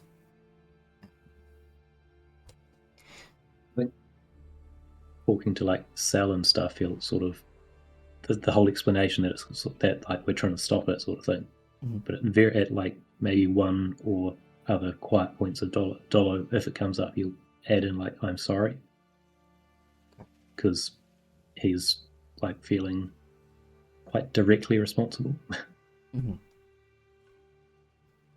I feel like every time she would kind of stop and look at you and like tilt her head, almost like a very confused puppy, and then she'll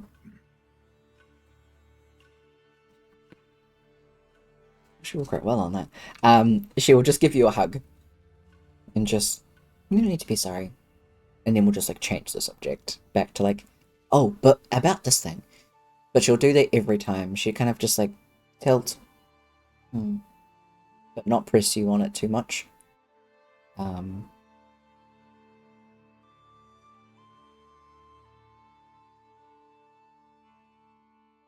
Well, thank you for helping me come back. You and all of your friends. And my family appreciates it, and I definitely do. You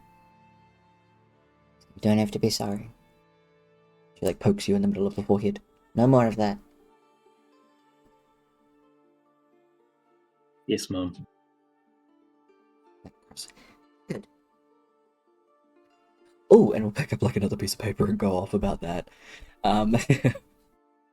She will stop to like rest for a little bit every now and again. She does have a bunch of exhaustion points to sleep off. So a couple of times where she's been like rambling quite a bit and taking notes, you'll see her kind of nodding off. You'll like let her back, move a couple of her papers so she can shimmy around, let her sleep. in here.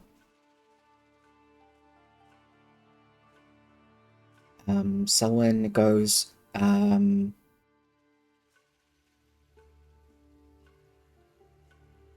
pops out for a little bit to go and grab some extra food and things like that. He's not gone for very long before he comes back with some meat and stuff that he'll cook up for everybody. He has a bunch of like potatoes and everything like that as well. Pretty much just like a big roasted meal that he'll start cooking for everyone. Just as a big thank you. You see that he does put away the gold and everything like that too. Is there anything that any of you want to do while in Holbeck in particular? You have like 8 hours easily.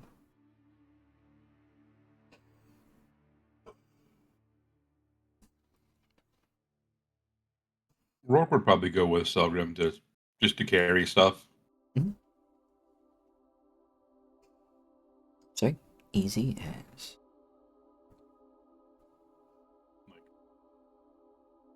Just start paying for things. He heavily insists that you don't have to, but by the time he's like, oh, I forgot this one thing, and he'll run off to grab it, you already pay for it. Just that kind of thing. Probably just take off like 3 gold, honestly. He would probably just like put down like 10. Yeah. Just tell the shopkeeper, just start a tab until that runs out for him. Enough. They pull out a book and put down like a thing.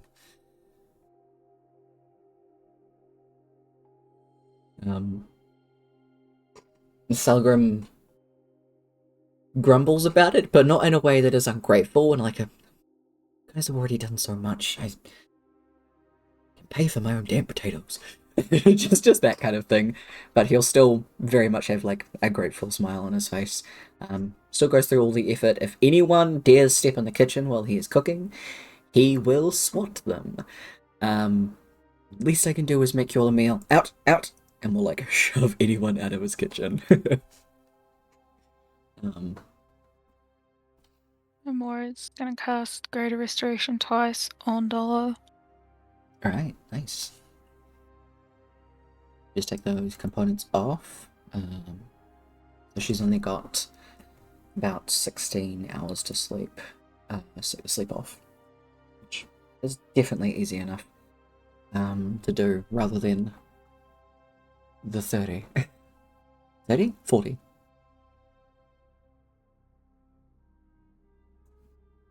As you're out and about, or Rourke, you do go past the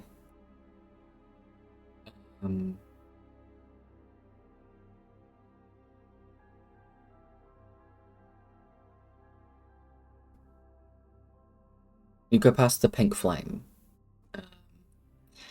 where you get memories of Zamkus, the Minotaur man that pretty much like brought you guys in when you had first lost your memories and everything, and helped you figure out like the very little things that he could with you guys going through your bags.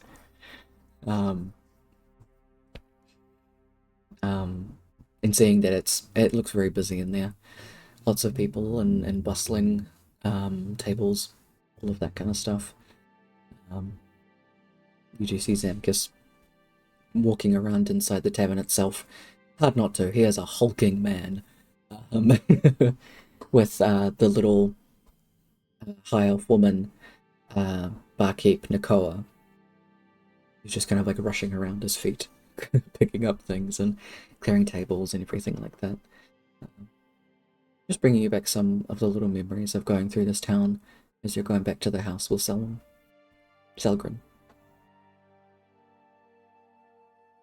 Once he gets stuff dropped off and like no one is coming in the kitchen, Rourke will be like, I'm gonna go grab a drink. You remember that inn we stayed at when we first like got here? I just want to go say hi. You guys want to come? Otherwise, see you later. I'll stay, but say hi for me. I'll Yeah. come.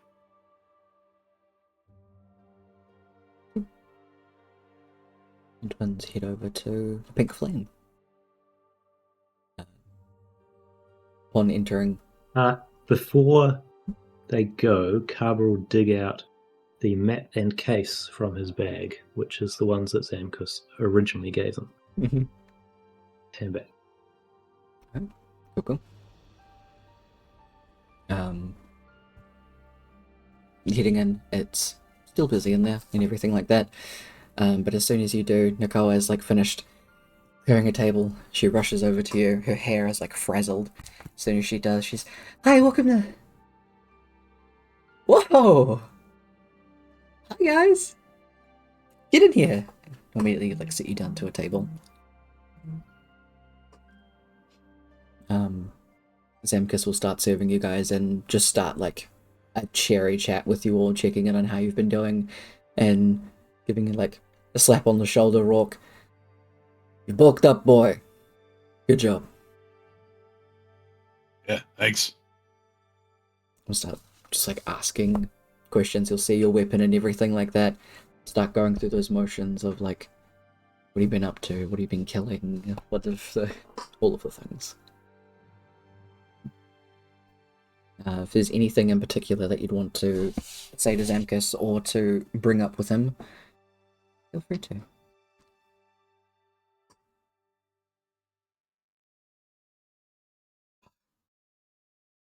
We're probably just think like, I know it was like way weird when we first got here and we didn't like really remember anything about ourselves and stuff, but you were really nice and helpful, and I mean, Koa was great too. So just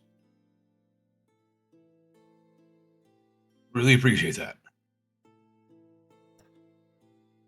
It's no problem at all. Kindness goes a long way. Just, I'm glad that everything worked out. You've got all your memories back and everything like that, and you've made some strong allies along the way. Yeah. You're always welcome here, right?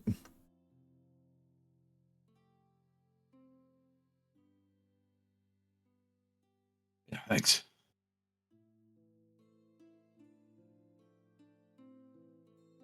No, I'll take the scroll and stuff off you as well. Should have passed on a thanks to your friend. What's his name? Frank? Fred. Sorry, I missed what you said, Brooke.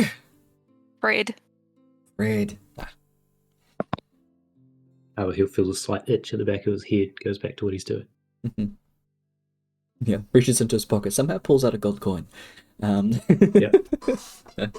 I'll need this later. You guys have a couple of drinks. Zamkus insists that you don't pay for them.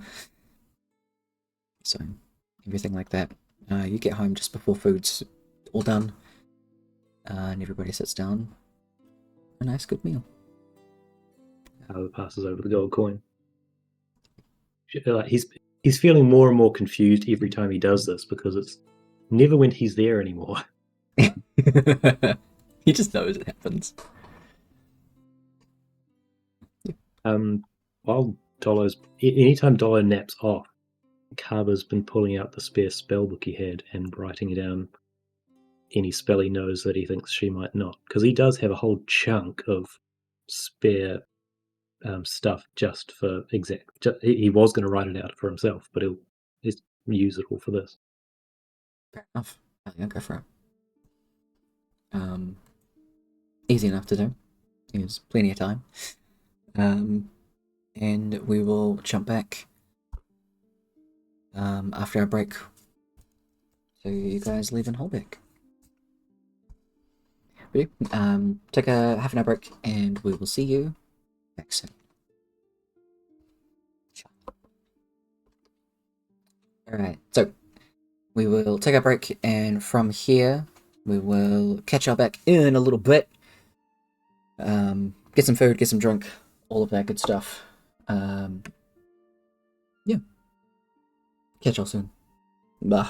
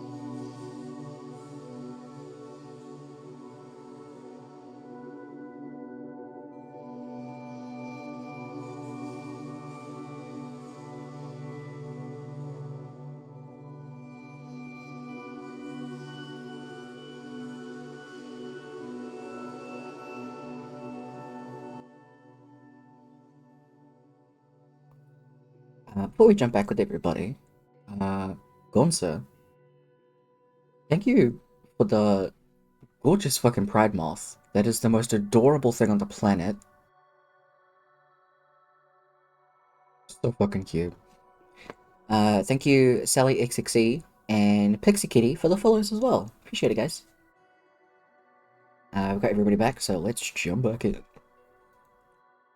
There you go. Alright. So. Leaf is rested, and, you all have had your evening meal. There is also dessert there. Nikki insists that she makes hummus, which involves her pouring things into a bowl and mixing it for about a minute until she gets bored, and her father finishing the rest. So, there's also that. But as a token of their gratitude, they do that for you.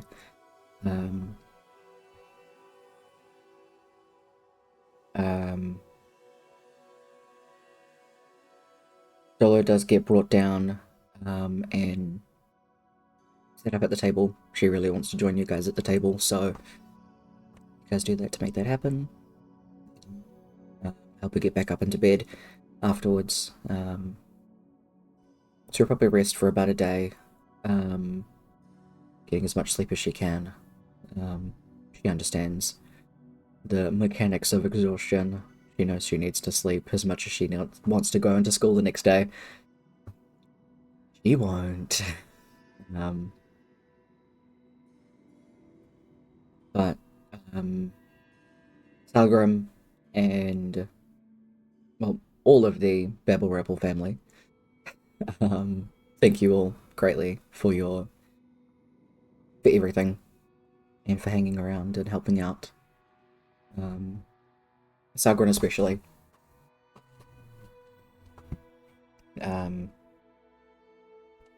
While dinner was cooking, Nikki took the liberty of drawing pictures for each of you. Amora, you get one with a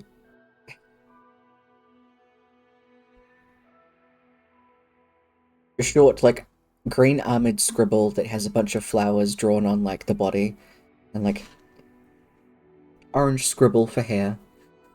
But that one just mostly has a lot of flowers on it, of lots of different pretty colors. She gives you that one. And she tells you that you're pretty like a princess, and gives you that. Thank you. We'll fold it up and like put it in a pouch. Yep, absolutely. Like she gets one that's just a lot of like dark smudged colors. You have a feeling that she went outside at some point and just like just grabbed some dirt and kind of like smushed it on a piece of paper because it kind of smells like that. And she hands it to Lychee. You're kind of scary. But thank you. Lychee just kind of nods. Thanks. That Cabral sort of half mentioned to Nikki. What even scarier than that one? What? She has rainbow eye. This one's just unhappy half the time.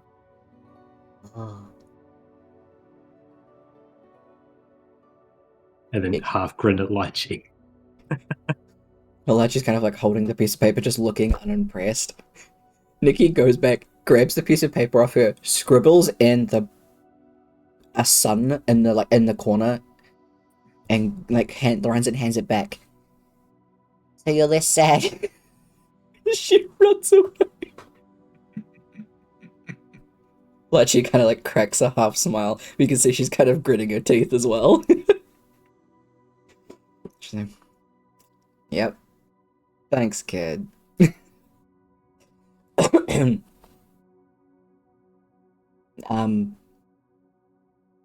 Leaf gets a very brightly coloured scribble with a bunch of leaves drawn on it. And she has also gone to the liberty of finding and stapling actual leaves to the paper as well. Or gluing, sorry. She rushes over and gives it to Leaf. You're very colourful. Thank you.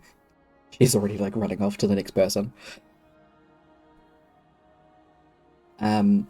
Rook, you get a picture of you and Nikki herself. Nikki is standing on your shoulders, as you are drawn, standing up tall and flexing. There are also like massive wings that are on your back that she draws on. As she draws like a bunch of sunshine and like clouds and stuff, as she draws a rainbow underneath like the both of you.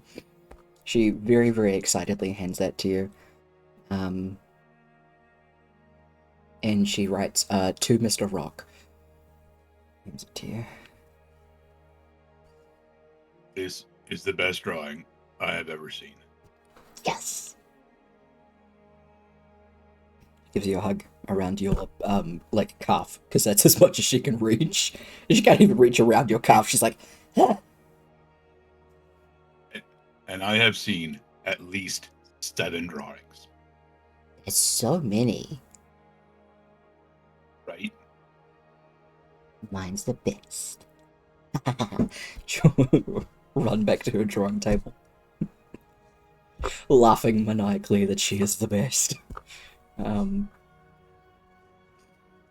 Cover, you get a drawing of you, Dolo, Nikki, and Selwyn. All of you are standing together, your arms like raised up, as she has like a big sunshine in the corner and a big like blue sky. She actually did write your name. It just says Mr. Carver. And then she's drawn like a little heart. And she hands it to you.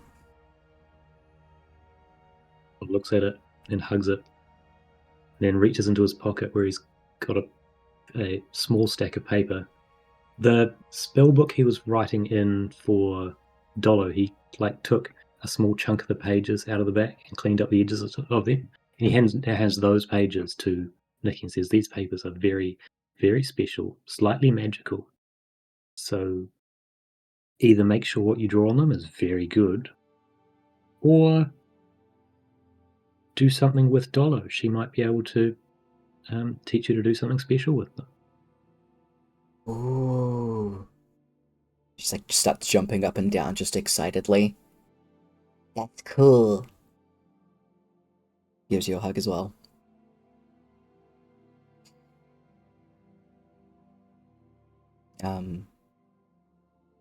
Dolo also gives you all a very grateful goodbye as well.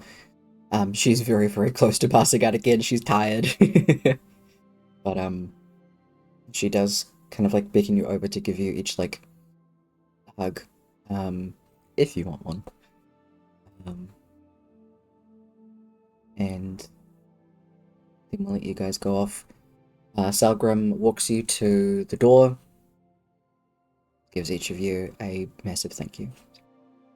Harvard did have a gift for Dolo before she passes out, Yep, which absolutely. was the spell book with stuff written in it, but tied together by a piece of cloth. And in the back, in the space where the pages were, will be like a small bag with the 4 ion stones and the green dragon's tooth. I'm fairly sure the green dragon tooth came from the mirror event as well. So yeah. So if ever she asks him about it later, all he'll reply is that tooth is very special, and hope that she investigates it. Alright, hell yes. She gives you the biggest fucking hug, and squeezes you very tightly. As you guys are kind of leaving, she would call out to you, Kaba. She would say to you, actually you'd hear her mumble in a half like asleep daze, where she'd say, "Thank you, Uncle." I mean, sorry, "Thank you, Grandpa." See you next time. I'm only ascending away. She goes, that. Which is actually written at the back of the book too. Nice. I love that. Clean out his pockets. Just, you get a button, some cotton, and a Werther's original.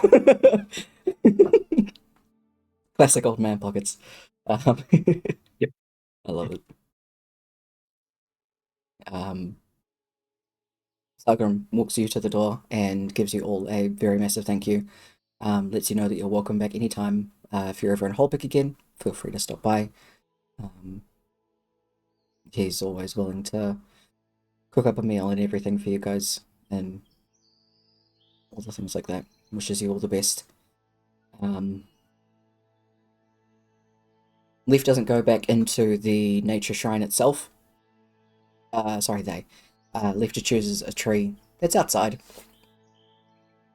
Heads over, gives it a couple of taps. Okay. Ready to hit back, everyone?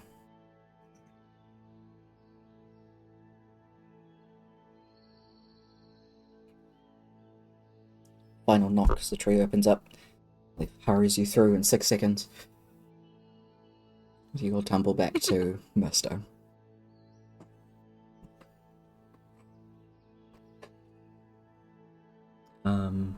So you leave very early in the morning. About like 5 in the 5 in the evening. You guys get back. The other party, everyone else has been at the arena doing some testing, doing some kind of things to see what they can find out. And has been, we'll say Armandor. Is the one that's just kind of been documenting things as everybody goes and does magic. Armandor doesn't have magic, so she's okay just being like the documenter. Yeah, all of that goes on as you guys come back. Eventually, meeting up together for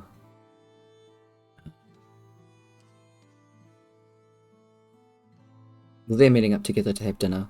You guys have already had food. But again, there's still more food. It's the castle. They give you food for free, so why not? Winner, chicken dinner. Absolutely.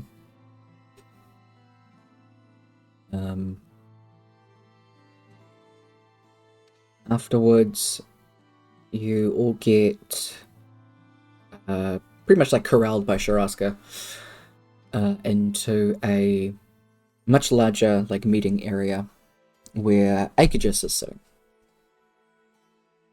Torvik, you get brought in along with this, and it is everyone is present. Down here, that's everyone that's there.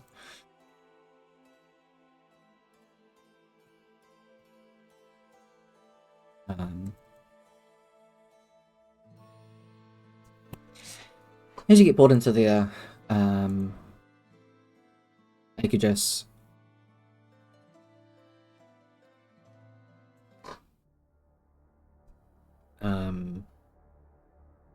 starts with, "Thank you all.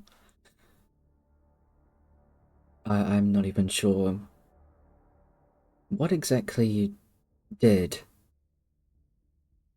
but I know that my head feels a lot clearer, and I believe that now truly my thoughts are my own.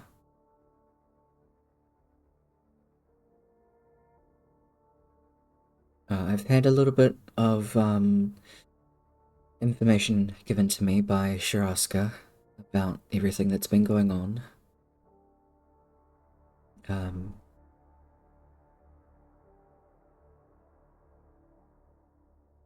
From what I can understand, I've had this going on for quite a long time. So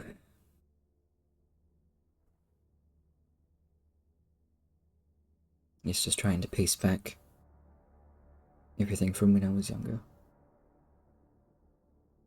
The most pressing matter is, of course, the people of Mirstone. There are things that I have done that cannot be undone, However, I do wish to start with an apology to Armandor for what I done to her. And I do apologize for everything that happened, and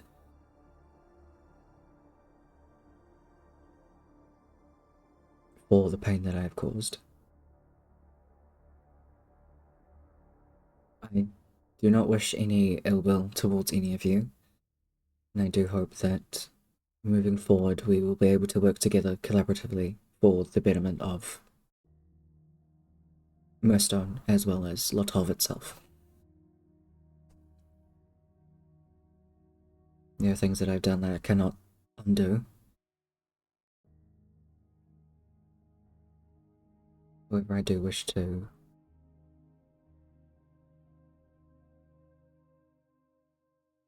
the word that Tal is thinking of. Repent, maybe? Redeem myself for those acts.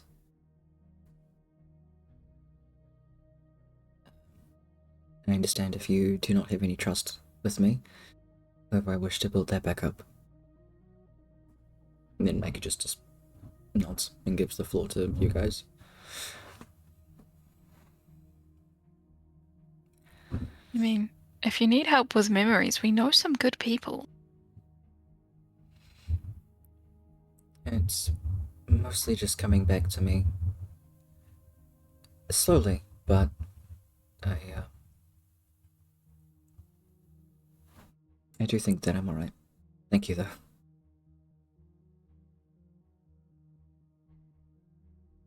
What do you remember of your plan to save the people of Mirstone? I do believe it was at the detriment of your friend Silver here. That all plans that had been considered were for the interest of the people, but also the main interest of killing her. With the amount of magical output that we can use, just in general, through collaborative efforts, would still work about the same. There wouldn't need to be a conduit.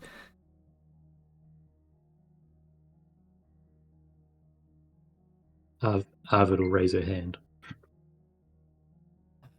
Yes? Does that mean the base is still mine? Oh,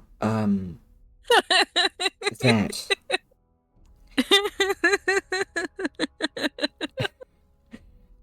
You are more than welcome to still utilize it if you wish. However, I would like to restore the reliquaries. It's a very poignant aspect of everything. I would have put her arm down, hand on chin for a little bit. Say, okay, I don't plan on spending much time in this realm anyway. You can use my house as long as I have space to come back. Yes, absolutely.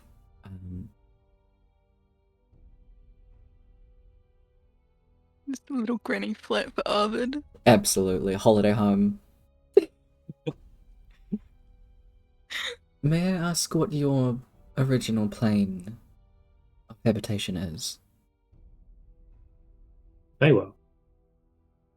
Oh. Curious. Much more comfortable. Yes. But of course, you're still welcome to roam the reliquary space. I will not take that away from you completely. I may have to put restrictions in the future, however. Double thumbs up suddenly turns down. Yeah. Very much so. and then very quickly turns up, and she gives like a very malevolent grin. You very much hear her mumble, "What have I agreed to?" Is Silver back yet or not? Yeah, Silver would absolutely be here. Okay. Yeah, and back. I will go over what your stuff is. Yeah. Just making sure. It's okay. I did forget and then remembered now. Silver will just pipe up and be like, yeah, she's not a plane. She's very good at pretending to be one, though. Mainly. I was fairly uncertain of the existence of the manifestations of the planes. I suppose anyone could pass off as them. However, your particular is looking at Silver. Well, your particular everything is very outerplanar. I don't get out much. I could just nods.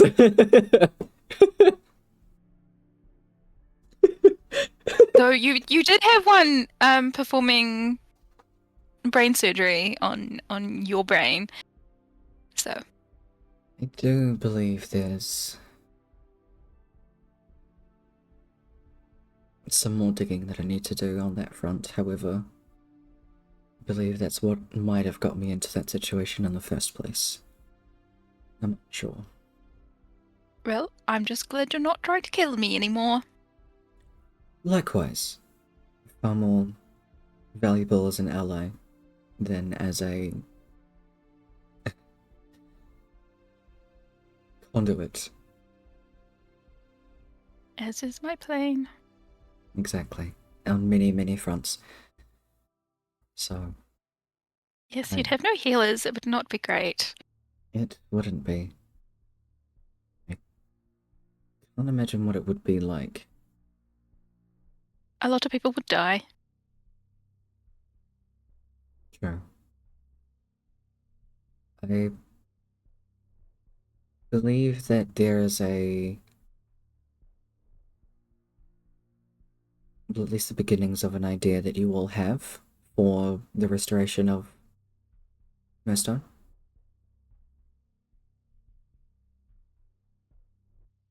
Yes. I believe it was healing magic and rain clouds.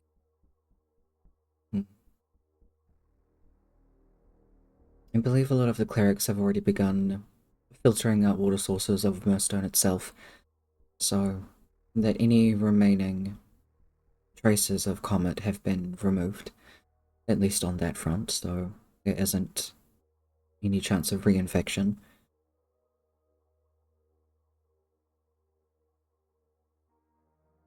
I believe by doing so it would be a good way to, well, cleanse the people.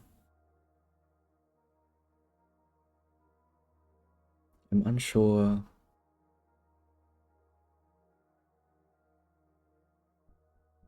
Well, I'm unsure of the scale that this has affected others, considering that Skycore, the Decola, Eightworth, Yeskit, and Continent's gone. There's one more. There's another one. Fablian, I believe, are unaffected. I'm aware that it's only Oscar that has been, and I believe Acrania, the continent you're from, that holds Canallan, had also been evacuated due to some other violent circumstances, rather than comet-inducing. They evacuated all of Acrania because of the Eka and the vampire and Dark Rogue, which is what she's talking about. Oh, thank you for the red stacker. And hi.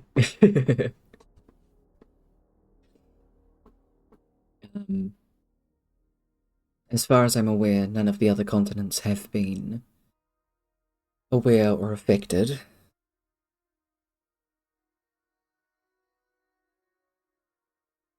I'm not sure. Excuse me, I'm not sure what scale outside of our continent has been affected by Comet. Since it was manufactured in Murstone, it seems they just started here. Like a test.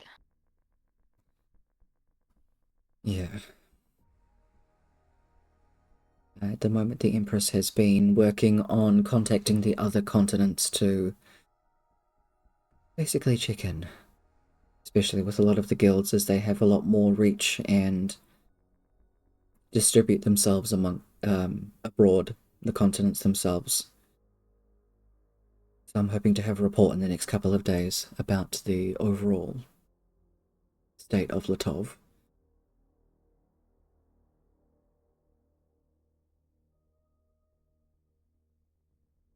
I'm pretty sure from everything that's happened with you guys, it's only been Acrania and Oscar, more specifically Murstone and Canellan, that have been like the places that have been fucked with the most. I mean, while you were in Holbeck, which is on Skycore, the Rift thing happened, but that was quickly dealt with.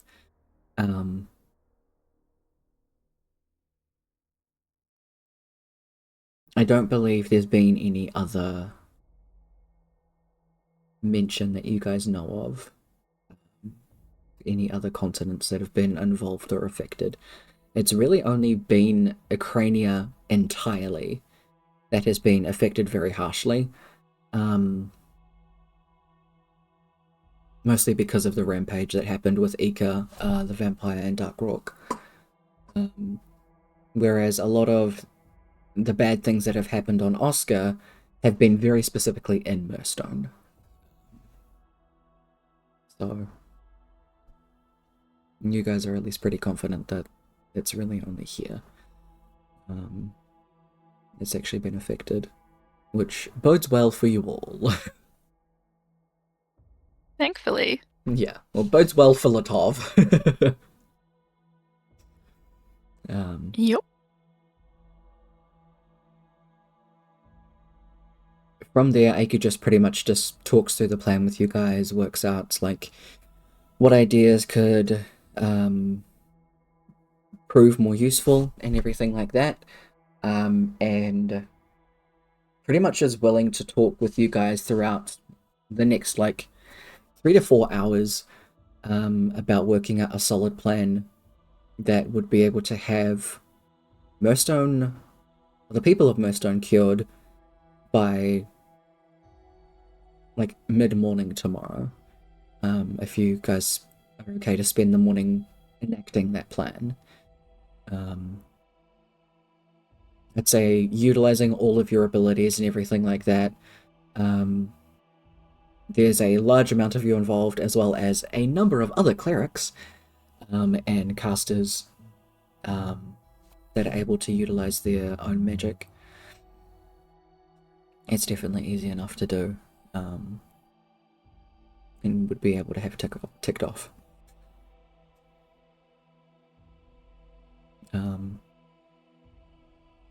But otherwise, Silver, you have been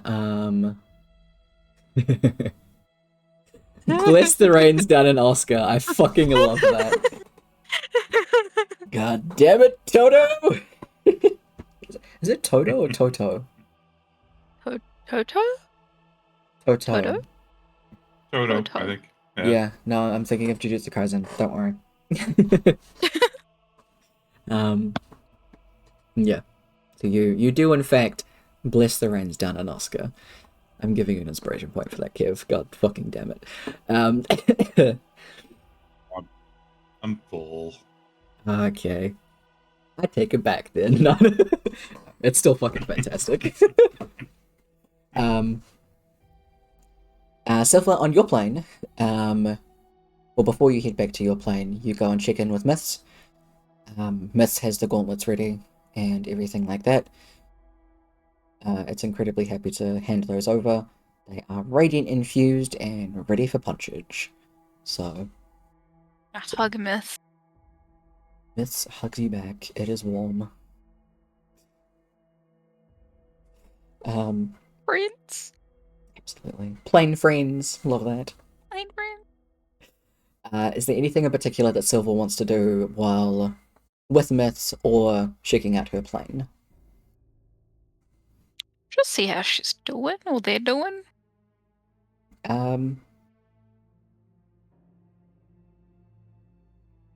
Myth is commonly in contact with poison. Just about. They both do their own weapon making and things like that. And Myths often ends up infusing weapons and such for him. She does let you know that the weapon that Brooke has, she actually had a part in making, and will have a way to radiantly enhance if you, unfortunately, cut off some more of your hair, but wrap it around the hilt and like tie it tight. And I'd say mend it in a way that will like infuse it as like almost like how you tie rope around some parts of where you hold on things. I'm great at explaining right now. Thankfully you know what I'm talking about. Do I need to bring the weapon back here? No. Like, No. You I'll just just literally give have to mend it. here's my hair. Yeah, Cut like some more off. you can do that on the material plane. You just do it and it's fine. Cool. Good. Luckily, it doesn't have to be as much as like literally making the weapon. Like the gauntlets will be more powerful than the weapon that Rourke has itself, but that's because they have been made with a very large chunk of your hair, whereas the hammer axe So has just been enhanced. So I'll give you the radiant stat for that, Kev. can I ask? Be like, I know they wish to take on Tylor, and they'd have to go to his plane. Could we help them? How?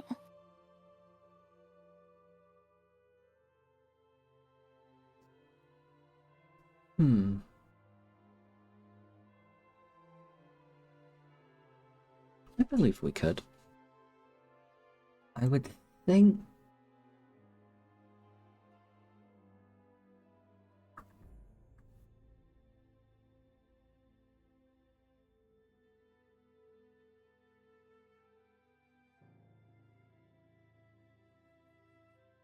Yeah. Luckily. Wait, cooperate. Sorry.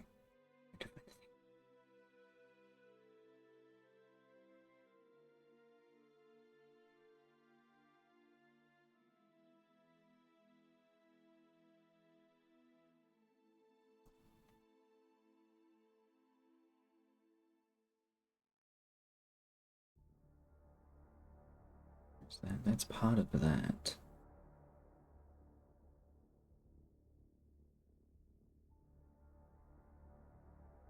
Yeah, okay. I would say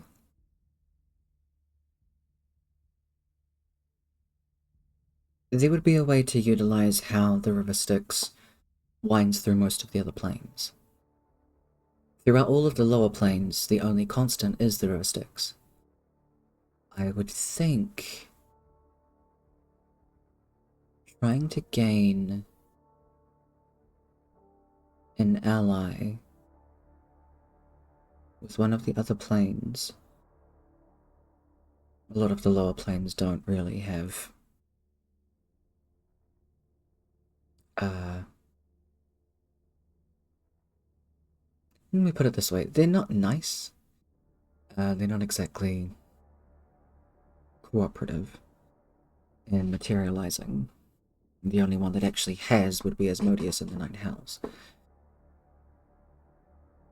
But if you could utilize the river Styx in a way that can drag you into another plane, he has a less likely chance to just kill them all as soon as they enter. If they can find a way to perhaps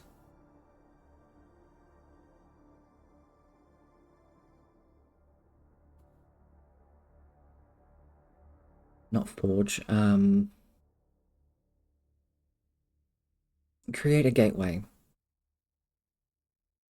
Maybe even a better chance is to drag them into the astral sea.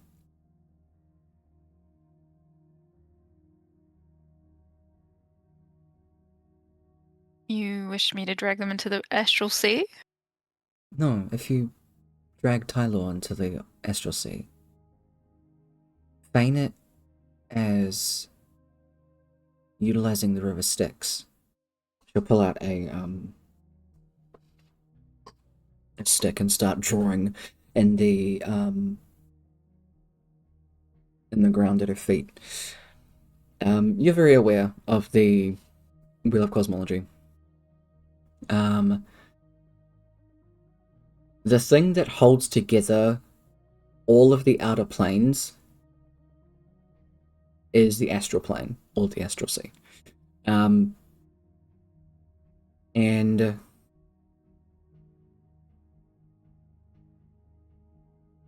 pretty much Mist is saying, use the river Styx as a cover to drop to a different plane.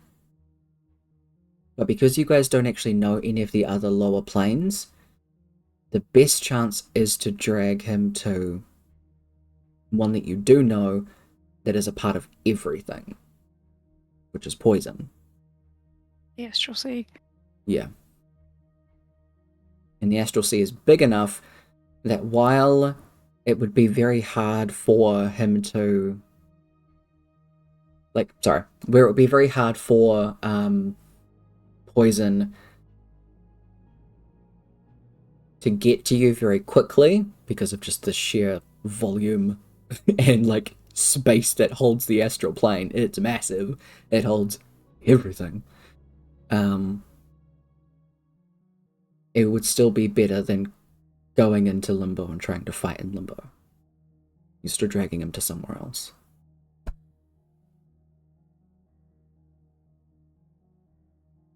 Could always let poison know beforehand That's true. as a heads up. Might be a way to set something up.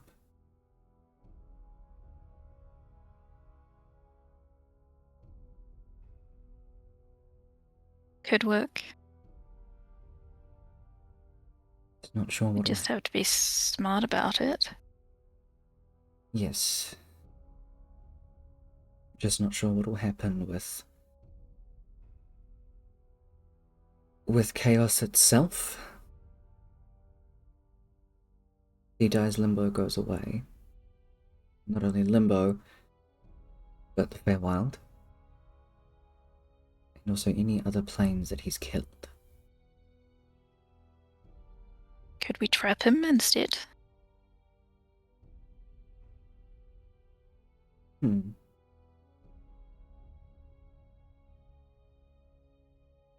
Suppose there might be a way.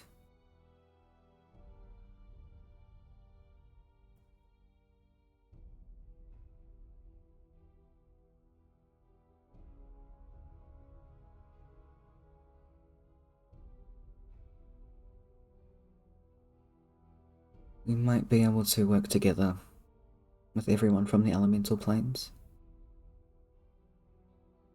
A prison with 1,000 locks.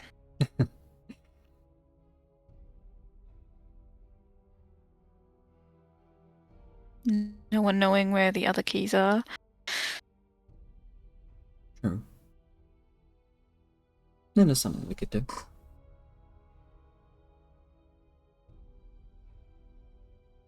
Or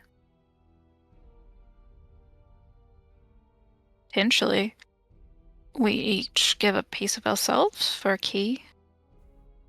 That way it might stop us trying to kill each other in the future.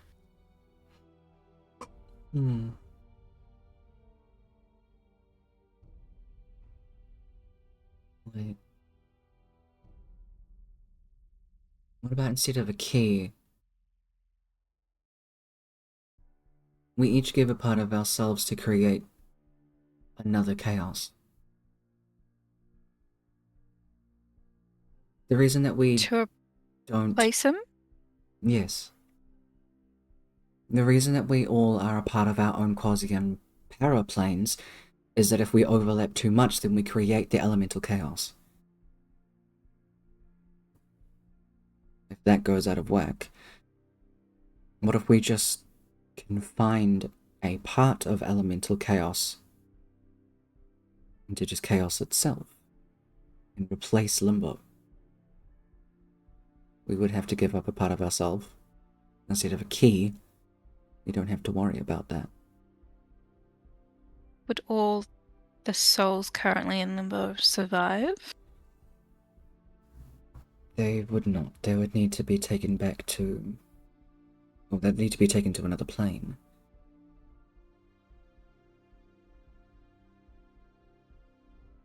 They could be taken home.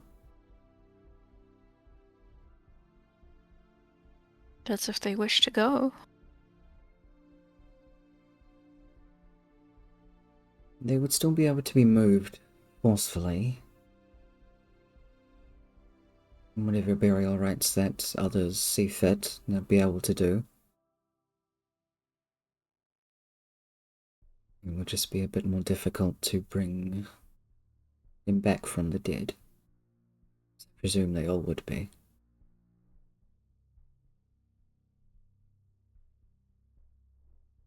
I mean, we could house some of them until we figure out what to do. That is true. It's not like we don't have plenty of space. Quite literally.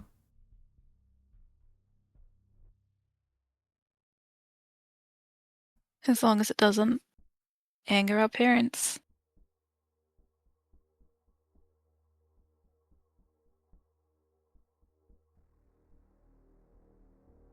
Well, it might.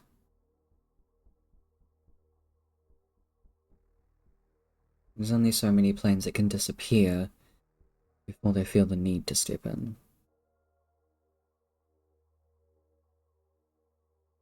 Do we know how many some are more, actually dear. lost?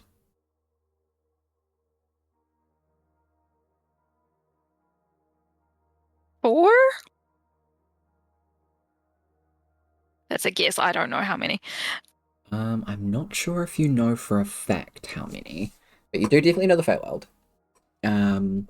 We definitely know about and then I think there are like two others that we knew about. Okay, then you do There's know the about Feywild. which is Feywild, Mount Celestia, and Elysium. That's right. I know it's 3 for certain.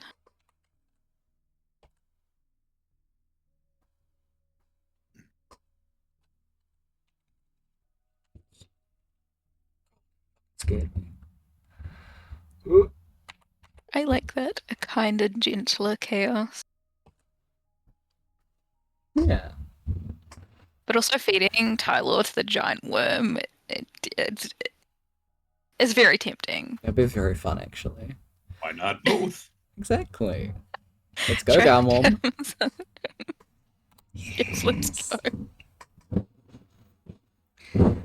I have never wanted to go and slash somebody's tires more than I do, like right now. Even if he's on the bike, I don't care anymore. It's like half of that. Anyway. Yeah, I believe it's only those ones that killed. Okay, cool. Yeah, the other planes haven't tried to defy him or annoy him. He's been trying for Mechanus and the astral plane for years, but it just hasn't happened. Clear and Poison are very careful. Just realizing now that Silver isn't. Yep. He's been spending so much time on the mortal plane. This is fine. You haven't been targeted yet. There's been a lot of distractions going on at the moment for him. So you're in an okay spot. And plus with this being a lot of like downtime and you not actually needing to sleep as long as everybody else, it's very easy enough to say, you popped back home. So Back that's home fine. for a sec, just to make sure no one's tried to like destroy you. I feel like she'd feel it anyway, Yes, absolutely. considering she felt Garrett kicking. Oh yeah. Oh, very much so. Yeah. And it's not actually that easy to get into other people's planes unless they physically allow you. So like Yeah. you would no, because he'd be in front of you. He'd be like trying to kill you directly. I'm like, no, get out. Yeah. Yeah. But you talk with Miss for a while longer just about what you could do. Again, you can replace Limbo. Replacing the Feywild, Mount Celestia, and Elysium is harder. You say we can replace the Feywild? Sorry, you can replace Limbo. Trying to replace the other three is harder.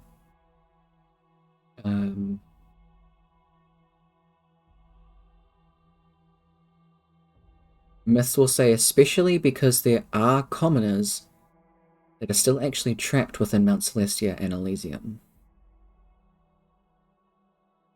That's where the deities are. Oh yeah. They were all commoners, so they still count as commoners, even if to other, like, actual commoners, they are deities. To a plane, Be fair, everyone's a commoner. one of them wasn't. I mean, to a plane. Even Olabella Oh, to to a you plane. would be a commoner. To a plane. Yeah. Yeah. So this is The Myth plane's talking like, about them. Yeah.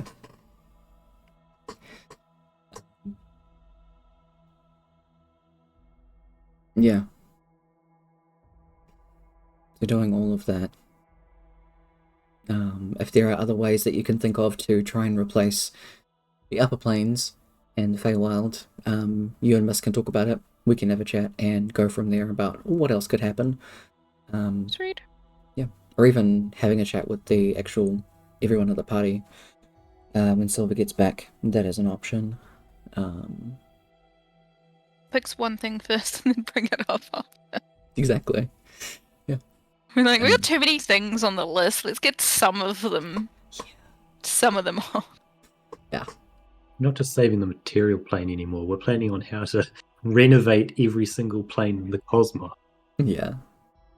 Like, oh, you guys just wanted to kill him. We could just replace him instead. Yeah. Yeah. But you get those gauntlets from Myths. Have a chat about what you could do. Myth can definitely have a chat to some of. They'll reach out to the other planes themselves, elemental planes at least. It is a lot more difficult for the elemental planes to reach out to the higher planes. Higher planes being like the outer planes. And then just from there, no one has ever actually talked to your mother or father plane. Like the positive and negative plane. No one's ever done that. So, you're aware of their existence. Papa positive and mama negative. Yeah. They're out there somewhere. Yeah, they're vibing out in the cosmos. Just watching everything and being like, nah, I'm not gonna intervene, it's fine. Exactly. Yeah. Mama negative's just sitting in the dark like, I cannot see, oh, therefore I shall not. Look at that one killing all of the other ones, it's fine. Mm-hmm. It's not gonna turn the world into turmoil or anything. Looking through binoculars, but they've been drawn over the front of the Vivid, so you can't actually see through them. She was the one that drew it. Exactly. There's them on the other way, so they're just pretty much looking at themselves. Yeah, that's why they can't see. God. I got up the last time. It's your turn. Exactly. It's pretty much an infinite back and forth of that. It's your turn. It's Hey, your they're in turn. their teenage years. Oh, just leave them. They'll get over it. Exactly. No, I think this one's different. No, they'll be fine. Exactly. Roll over and go to bed. Just go back to sleep, Jesus. Mhm. We keep doing it for them. They'll never learn. Exactly. They're old enough now, okay? They'll Yeah. sort it out. There are a few thousand millennia. They'll get over it. We've got to Just a stop phase. babying them. It's just a phase. They're just going through a rebellious Just a phase. phase. It was Meanwhile, never a phase. My Chemical Romance and Black Belt Brides is screaming from limbo. All you can hear is Black Parade Yeah, it's just the in GK. Limbo. When Yeah. I was a young boy, my father took me in the city. His Papa Positive's like, no, I didn't. Did we not show them enough love? We didn't even raise them. God. Fucking get him. But afterwards, Silver can go back to the material plane with everybody. You get an idea of what the Murstone plan is and can get that sorted. Oh, wait. Woohoo. So, after a grueling, 4-hour meeting, you can all go to bed. You've talked over many plans, and after actually properly working with Agujus, you can see why she has so much status as a strategist. If there is any slightest idea of something not working or some uneasiness, there will be a way for her to pinpoint it, work out what exactly that is causing that uneasiness, break that apart in itself to resolve it, and then work it back into the plan itself until it feels flawless. And she's incredibly good at what she does, and you are so glad that she's back on your side. With that, you all go up to Sharaska's room, and everybody goes to sleep. Well, goes to sleep unless Silver wants to bring up plan talk with them about playing shit. No, not yet. Sick. Let's get one thing off the list first. Easy. Starting off bright and early tomorrow with curing Vesta. So, I believe. Where did I put it?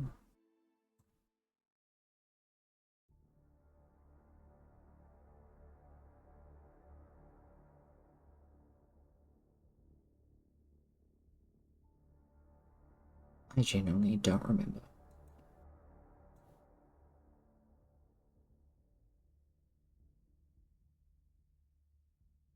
Because it was two different aura of...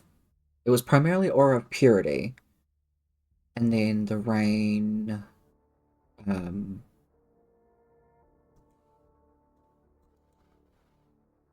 rain and then heal. Yes, I believe so. Okay.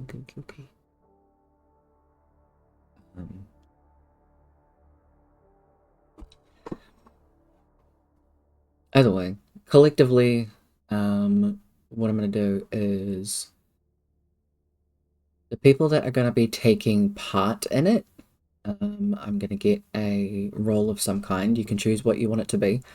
In whatever way that you want to aid if you're not a magic user. In whatever way that you're not a magic user, just say what thing that you'd like to try and do, whether it be corralling or anything like that, and what skill you'd like to use, and we'll go from there. If you're casting a specific spell, Then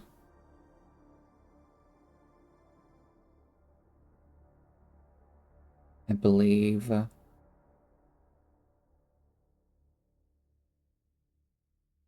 you can go with Arcana. If your Arcana's not that great, you can choose to go with something else. Just let me know what it is. But you'd have advantage on that roll because you're basically using magic to try and do it. If you just want to use your spell casting ability modifier. No, your spell attack modifier. There we go. I'd allow that. Wait, is it the spell attack bonus? Or is it the... Like if I cast with wisdom, it's that? So if you go into your spells at the top... Yeah, spell attack bonus, sorry. Okay, cool. I'm great at reading and remembering how to play D&D. Okay.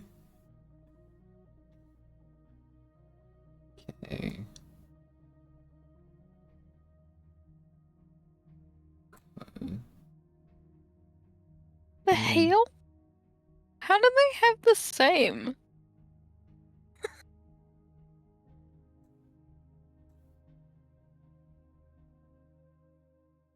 Oh, that's funny. Check Sharpska. What is your spell attack bonus?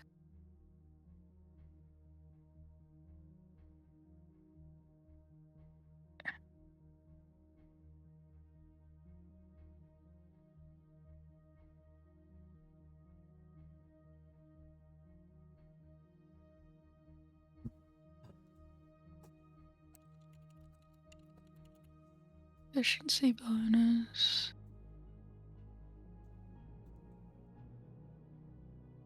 It should be higher. Why is it so low?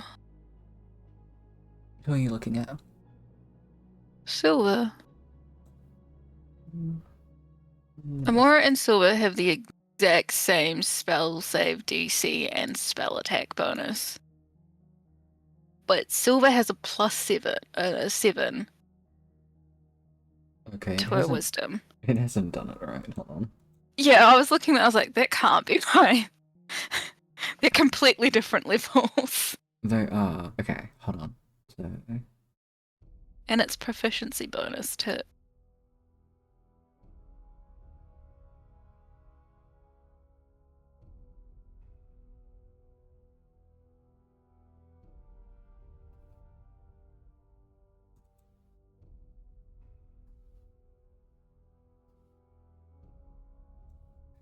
it's like, Why is Amora's not right?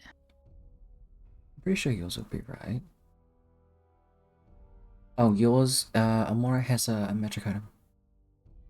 Oh, okay, that's why. Amora would technically be 10, but there's a magic item.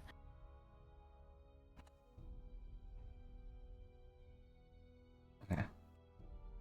Did that fix it? I was like, that's just very odd considering the one's a level 20 character. Right?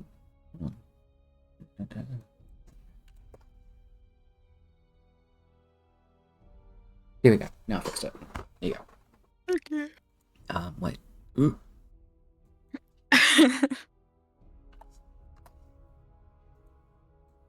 Here we go. That's more like that's better. Cool.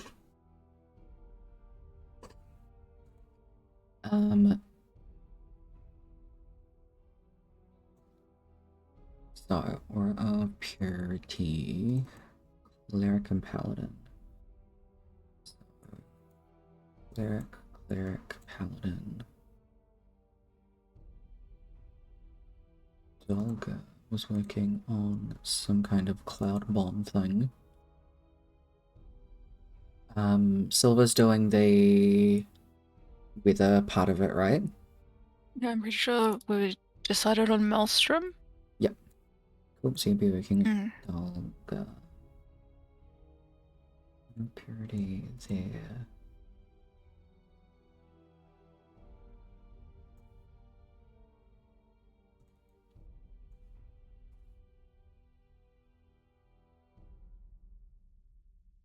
Just going through all the other.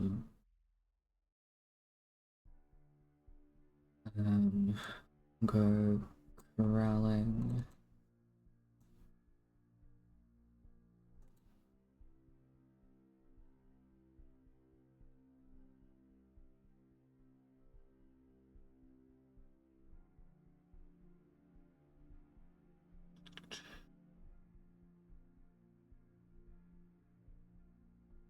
I'm going to say that being able to put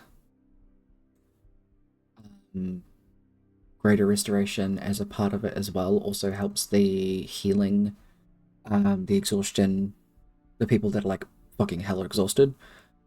That's also an option for people that can cast that. So far I've got Amora, Lychee, and Torvik that are doing the Aura of Purity. Merlin and Leaf that are doing Greater Restoration. Dolga and Silva are working together to do like the area of effect part of it. Dolga's worked on a thing that does a particular kind of like fog cloud, which will be in tandem with the Greater Restoration using the diamond dust to create the cloud.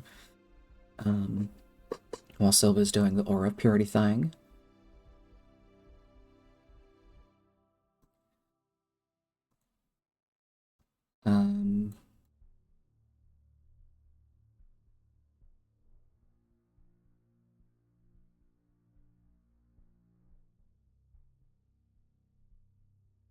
Gonna go.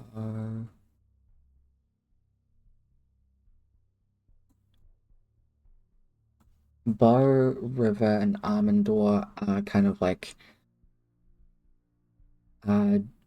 general outskirts, like stealth squad. They're going to be the ones that are trying to corral in like outer stragglers that have gotten away from the actual area itself, to get them into the main area. Would Arvid like to be in on that squad? Because it's mostly stealth based and distance kind of thing. Probably. I haven't been able to think of anything else that they can do. And then so far what I've got for Torv and Brotherin, and Cliff is because they are the more like tank-based people, and Rook can also be on this if he wants to. Is making sure that people don't get outside of the area of effect. While it's still quite large, very specifically the fog cloud, so keeping them into that. Like, you guys won't be affected by the rain or anything like that. It's just a nice little boost and refreshing rain. It's mainly keeping them into the Greater Restoration cloud that's smaller than the Maelstrom itself. By quite a bit, but still. You think Rook would want to be in on that squad? Yeah. He'd be down. Shiraska and I'm thinking Kaba would be quite good at this as well if he wants to use his if he's okay with using his magic. Is being part of the it's like the small bulk squad like Rook and Cliff and everyone, but from a high up vantage point using magic to keep people in, like magic corralling from a distance. Unless you want Kaba to be doing something else. I don't have a particular any other idea for him. I was just his spells aren't overly built for that, apart from like Mage Hand. But yeah, there are still options and things like that if you I mean, even then, he's very hard to hit, so you can still be a part of the ground squad, like keeping people inside, if you don't want to bump up that magic I'm okay with him using magic. I was just looking at the magic he had available, and it might just be better for him to be on the ground because it's not really. Can't imagine most of it actually being used in that aspect. Catapult would probably kill someone rather than push them back to the ground. Catapult them back into the fog. Or banish them to another plane instead of into the fog. God Don't damn. think that's what we're after, somehow. Not quite, not quite. But alright. So for we'll go Aura of Purity Squad first. Get everyone who's a part of that to roll a Arcana or like spell attack roll.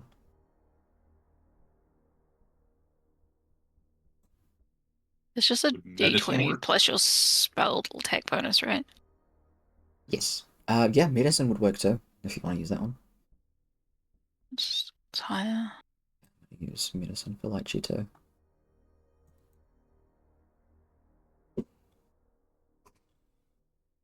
$16 plus 13 is 29.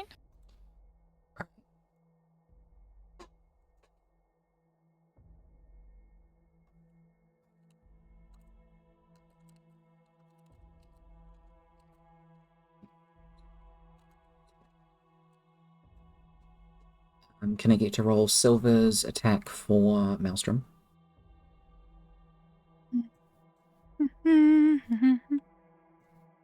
Oh, I gotta do math. 18 plus 17. Right, give me a second. I'm You not can? good at math. You can put that into the roller itself. 35. That's fine. Yeah, it is 30. I forgot about that. Yeah. Nice. You're doing so well, guy. Let's go. Knock on wood.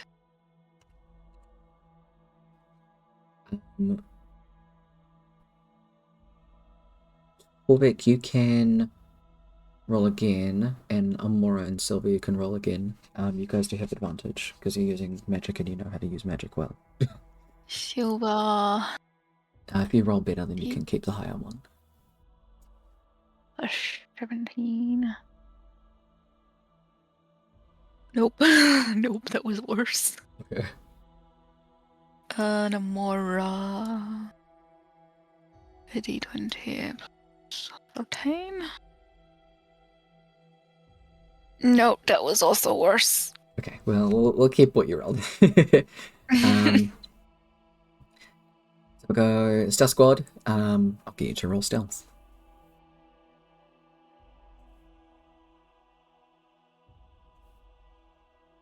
This is a straight roll.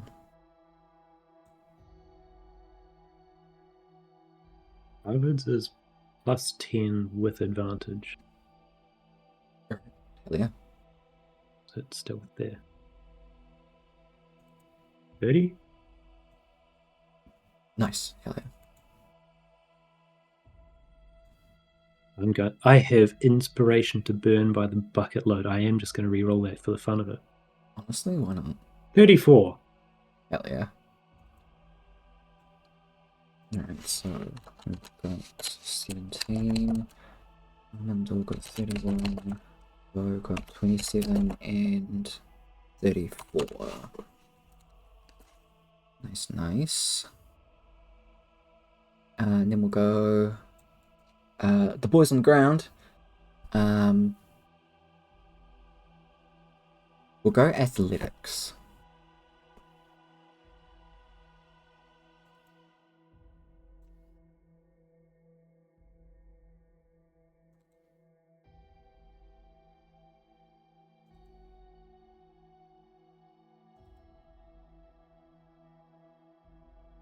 Oh, Cliff.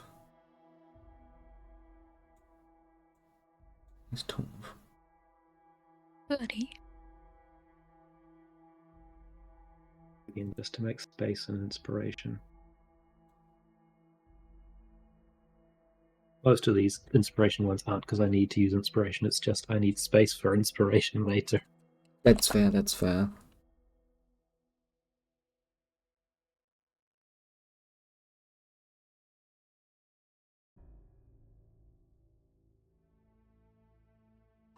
Brethren, really? You rolled 2 10s, bro?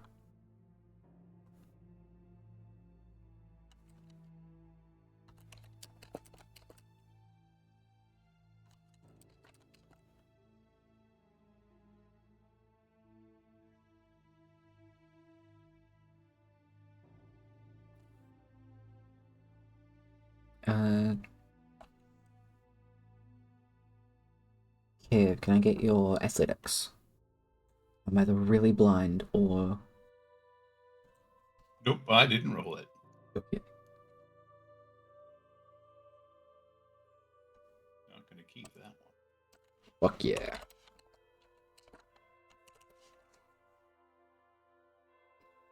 Alright. Melon.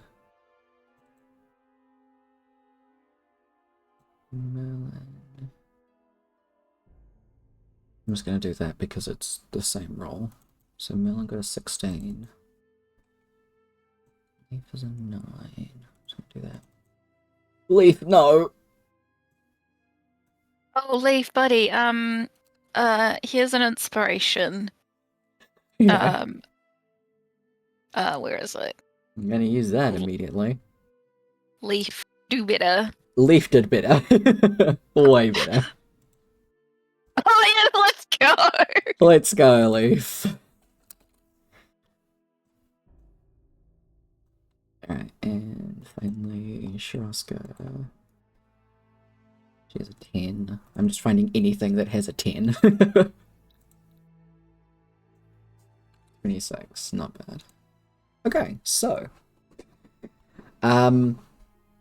Overall, Aura of Purity goes off without a hitch. That goes fucking fantastically.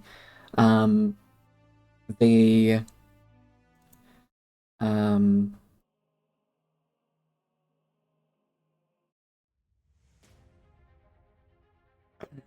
go with that one. I'm trying to find any music that will cooperate with this. Let's go. Maelstrom gets popped up and immediately starts falling along with the Aura of Purity. You see people are starting to stir a little bit from the rain hitting them. They're spread out in a large enough area that all of the rain is hitting them. And it's from there that the kind of the corralling starts to happen between the people on the ground. Cliftorv and Brotherin aren't doing too great. With a 9, a 12, and a 13. They're trying their best. Honestly, a lot of the time that some of the more awake people and people that are moving around a bit much, that's where Kaba and Rourke are picking up the slack on that. Some of them will get away from Cliff, and immediately Rourke will be there to be like, nope, straggler, you're coming this way. Those that get away from Brotherin, Kaba, you're right there nearby to kind of grab them and move them back into the area. There's a large illusion that's on the ground that Shiraska's put down just to give you an idea of where you need them to be for the Greater Restoration.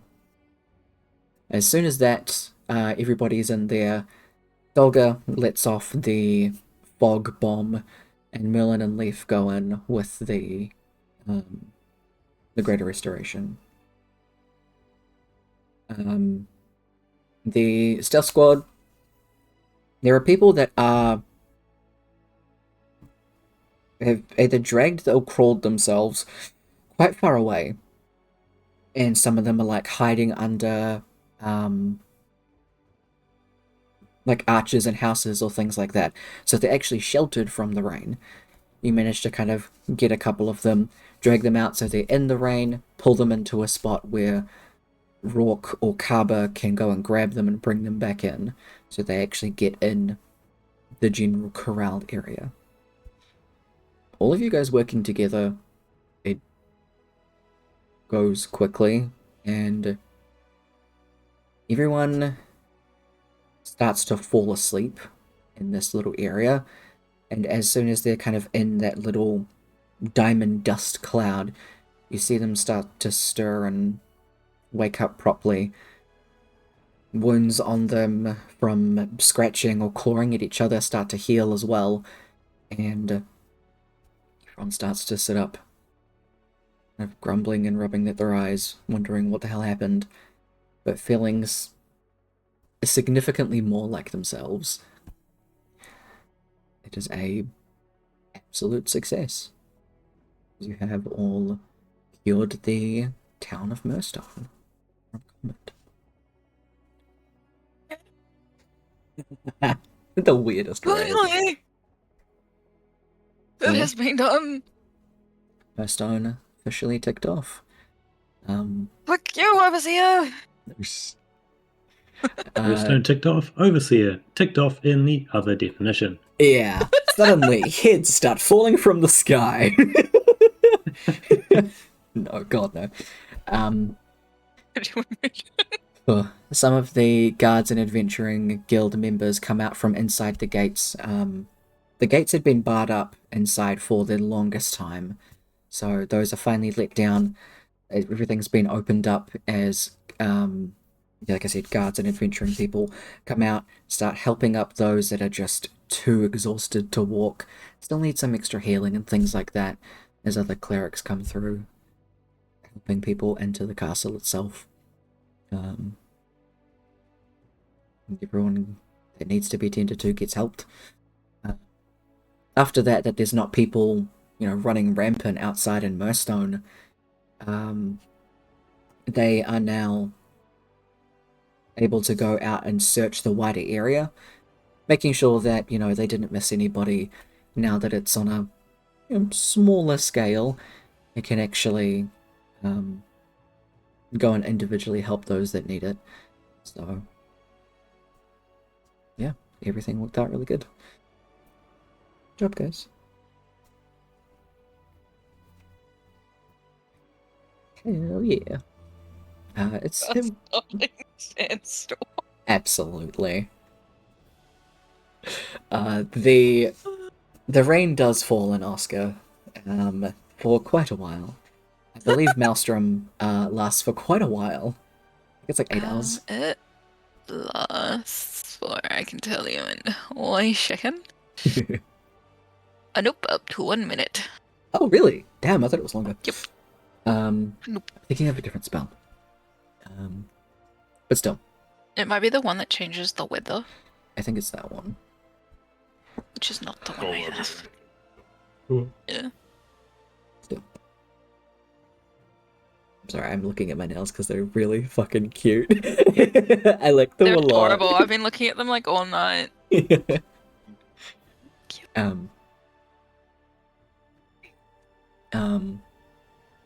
Yeah, good job. You can all quite literally have the rest of the day to yourselves. Fine. No one needs us for anything Exactly. There's until actual tomorrow. time to do things. Until tomorrow. You're actually able to go out roaming in Murstone itself. Incredibly easy enough.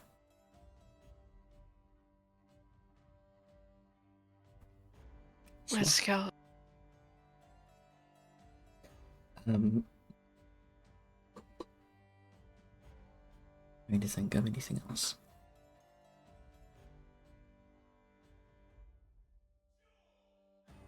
I don't know. I think that's just a really good spot to leave it at for the session. Yeah. Yeah. I just have to find something to do for the next half an hour because I still have half an hour until it's actually 12 hours. So You play more, date, everything. I'm gonna keep to playing it with Dawn. We're gonna start a series properly because it was fun doing that. The new monster one's out. Con? I think so. I need to play the demo, yeah. I'll probably just ramble about D&D shit because otherwise I have to change overlays. D&D, D&D, D&D. Yeah, I Good won't. theory craft about how to mix and match the planes to make a plan for stuff to do, or We can do How that. we rescue the commoners, Yeah, can do that. who are technically the people's gods. Yeah. deities, whatever they're called. Deities, demi-deities, all of them. Higher powers. Double D's. Double D's. Double D's nuts. I was gonna say that too. Yeah, fucking damn. Same brain, same brain, same brain. Absolutely. Same brain cell. Brain cell. We cut it in half today. We did, yeah. One brain. Shit. I'm gonna need it back for tomorrow though. I've got work. Oh yeah, I'll give it to you. I have to deal with You people. need your brains for that? Some of It's alright. I don't need brains to be Kage. He's dumb as shit. Yeah, he's just a puppy. He's just a puppy boy. I Also, love that. He's just D&D. Go follow Kev so you can get more D&D stuff. Brand Bernard will Do tomorrow. I? I'm just doing it. oh my god, I can report him now. Just report the mod. Streamer is lame. This is where I ban Could Brooke you from the imagine show. that'd be like, hey, can you not do this thing? If you get a pop-up back that just says, no you. Oh no, I already followed it. No you. The streamer's name, no you. what videos have you done? Nothing. I've never streamed. Got nothing. God damn. Goddamn. I would recommend pulling up the, at least the Wheel of Cosmology to look at, just because it gives you a good, like, indication of the actual wheel itself and what connects to what. Oh yeah. Yeah. Yeah. Helps with the conversation, I feel where's- like. Wheel of Cosmology. What is that under? I just say Google it, that's fine. You can just look at the image. Oh, it's just a. It's an actual thing. I didn't make this. God, no. Oh, okay. 5e? Yeah. I thought you came out with. It's so much credit. Nah. Nah, I... To be Do fair, all of Tyler, these- your do stuff all is of these in ones depth enough that you exist? could have fooled us. Wait, Wait, is this the right one? It's just a massive wheel that has Might a look- bunch of shit. This one looks cooler though. So let's say you guys can come back into the big ass meeting room that Eke just was in with you all to talk about this and see what you can come up with. Silver lets you know about the idea for the limbo plane, which is easy enough because, you know, creating combined elemental chaos to replace chaos will still work.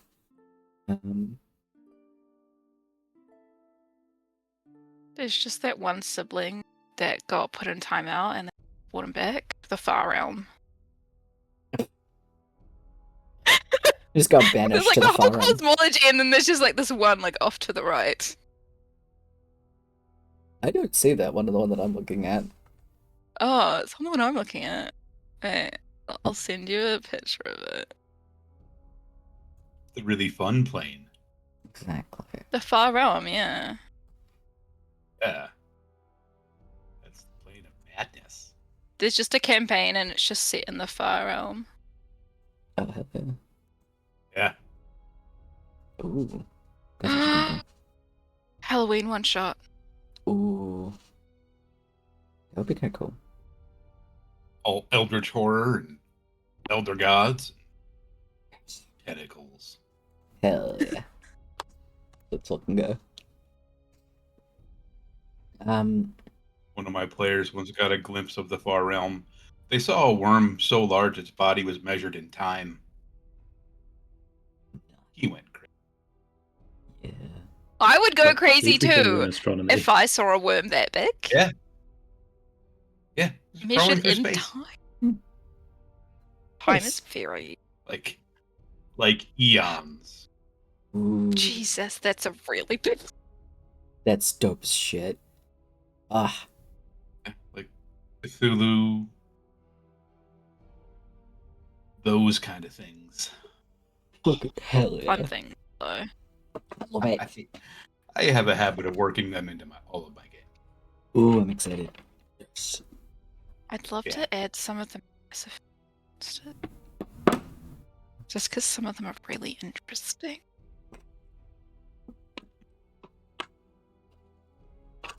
Those weird little guys are. So the ones that need to be either like replaced, or remade. Mount Celestia, Elysium, and the Feywild.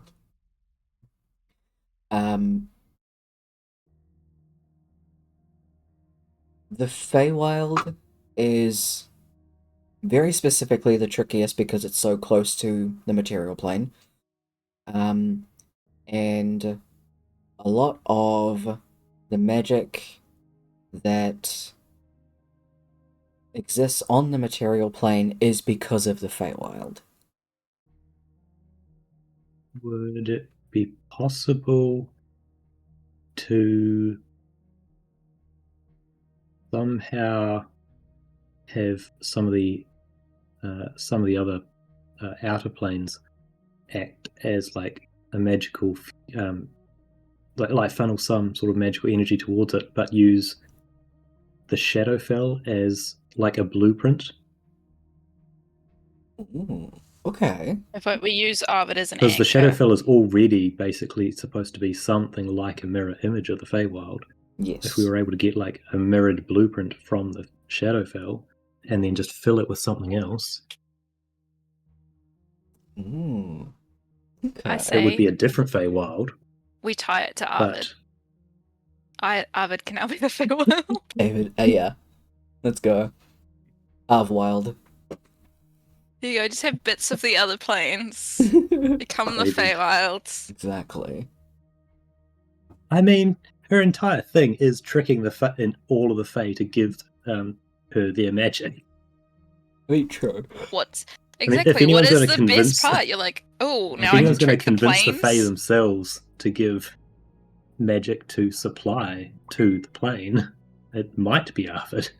I feel like Arvid could 100% do it too. Oh, fuck yes. 100%. And then like do the same as all the other planes and just not really give a shit afterwards. Yeah. Yeah. Arvid Think- just keeps tricking people in the Feywild. More Fae than the Fae. Mhm. Yeah, exactly.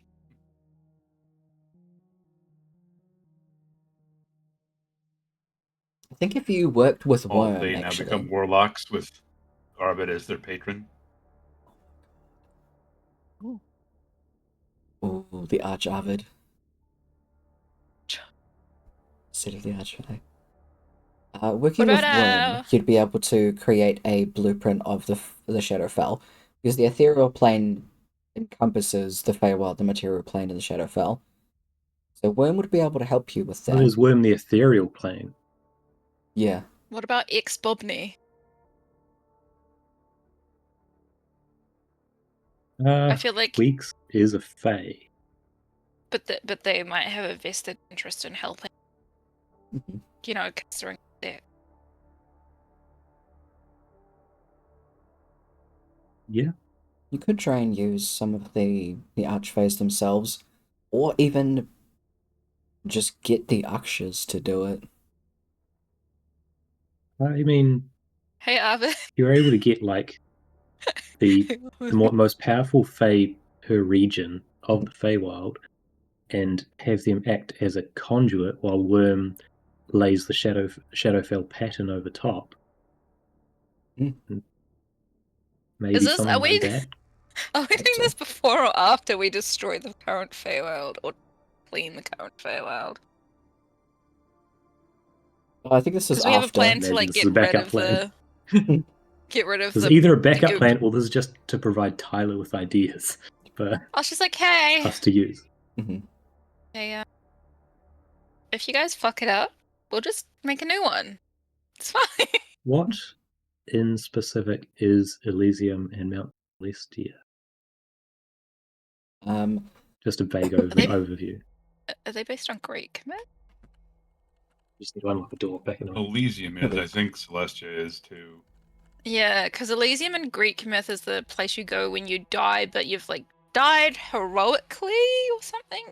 So like you've done well, go here, but you have to do it like multiple times. I think. Unless that's a different. The way that I have it in my games, at least, is Mount Celestia and Elysium aren't incredibly important. They wouldn't have to be replaced. They're just the place that those commoners were ascended to. Bitopia. So they don't have a specific purpose. Not really. really. Yeah. Bitopia I mean, not is. unless you want to talk to your gods. Wait, what? Yeah, they would get rid of all the gods in Latov. Yeah. Because people have been used to Bitopia that for a while. is. Exactly. Is very specifically the lawful neutral plane and the lawful good plane, where commoners come to rest. Oh, you kind of need that one. Yeah, you need that one. But that one's fine. The Beastlands is where beast monstrosities, dragons, and other good aligned creatures come to rest. That one's fine. Arborea is the plane that charismatic, intelligent, and wise, like, heroes come to rest. And Asgard is where, like, strength-based, dex-based, and constitution-based warriors come to rest. So there's, like, commoner rest, beast rest, warriors, casters, really. But those ones are fine. It's just Celestia and Elysium that don't particularly have too much connected to them. It's just Latov would lose its deities. So the trick is retrieve the deities before it happens, if we care enough. Which we probably should. I care enough. The cleric would. Is there someone in there you care about particularly? Oh, maybe not. Maybe a Couple of few of them. people? Maybe a few of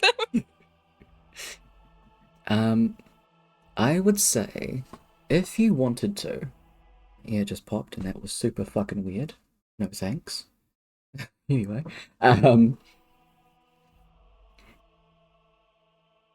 so Mount Celestia is the place that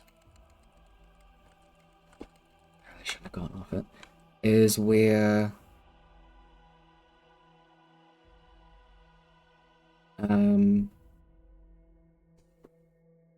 Elia, Nishi, Eagle, Olabella, and Kaz are. Elysium is where all the demi-deities are.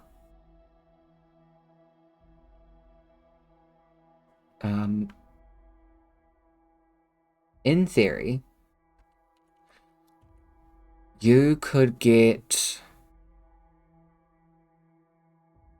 the demi-deities to Mount Celestia and then try and get Arcadia to split itself so that there are two different celestial planes.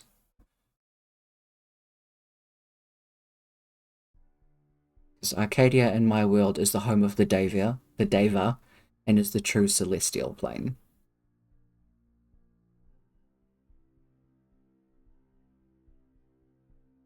How do you split a plane? Do you just go there and be like, hey man, do you feel like splitting? Hey, mitosis.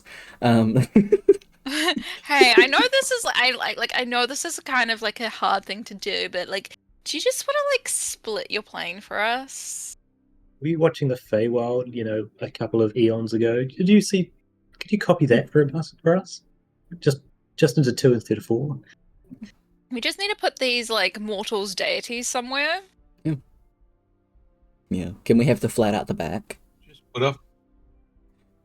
Can we just Put have up an a couple apartment building over signs. there? North Arcadia, South Arcadia. It's fine. Exactly. Just put a wall in between them. Oh my god. Mm-hmm. I'd say there would be some kind of way to at least extend it. It's Can the you true just make a celestial. bubble? And that's where they live. They One just live in a guarded a toll bubble. booth. Mm-hmm. Yeah. No, 2 guards. One always lies and one always tells the truth. Fantastic. God.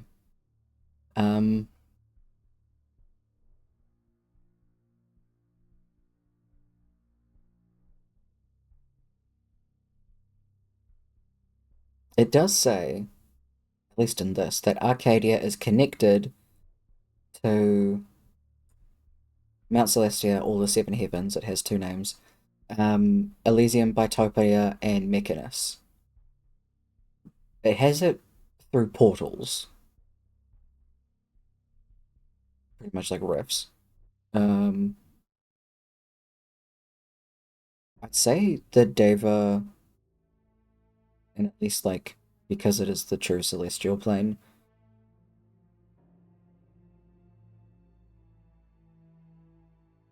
it would have a way to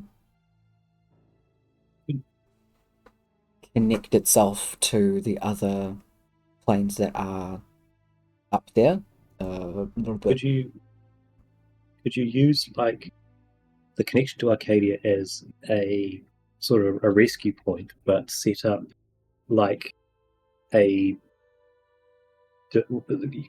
domain or something to span both Bitopia and Arcadia, using the portal between as like a central part. So you don't actually have to split the planes up, but just have some division inside both of them to carry half the weight each. Yeah, absolutely. I'd say they'd be able to do that. So it just kind of becomes a thing that comes together and doesn't quite merge, but they come close to each other to almost overlap in a way. Yeah. That's definitely a thing that could happen. I'd say. Hey, you guys want to Okay, go that's visit okay. Randori's mum? Fucking Maybe hell. we'll just leave more at home for that one. What's she doing? Oh my god. She is not guilty of that, okay? That was not her fault. That was a misunderstanding. Also, she didn't kill Randori, so there's that as well. True. If other anyone we trick should be would blaming, be- it should be Randori's dad. Can we rescue anyone else from Limbo before taking out the Overseer or doing it during?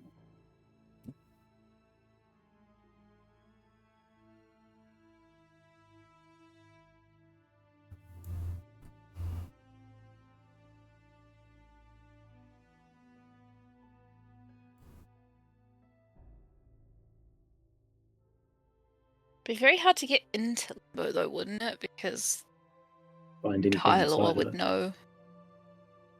Oh, he'd know as soon as Yeah, you I imagine got we'd there. have to plan something to happen at the same time as we're taking him out, which would put a time limit on things and split the group. So, But that's probably the only opportunity we'd have to get people out.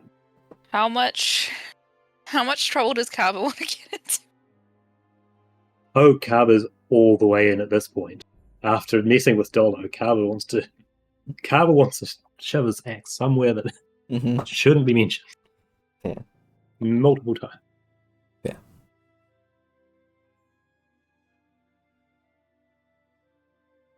We could lie. We could be like, hey, actually, we want to help you kill some of the planes.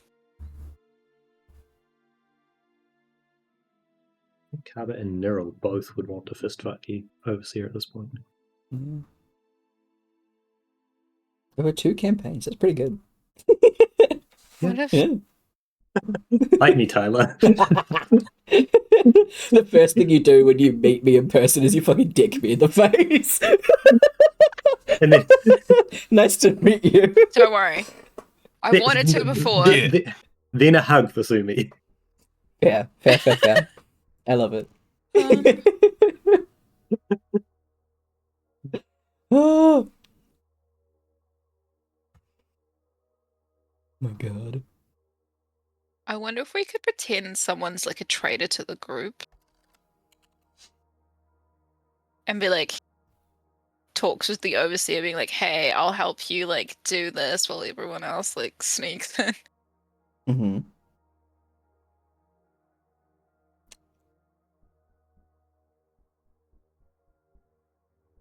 So you said the river Styx links a lot of the particularly negative planes. Does it actually touch or go into limbo?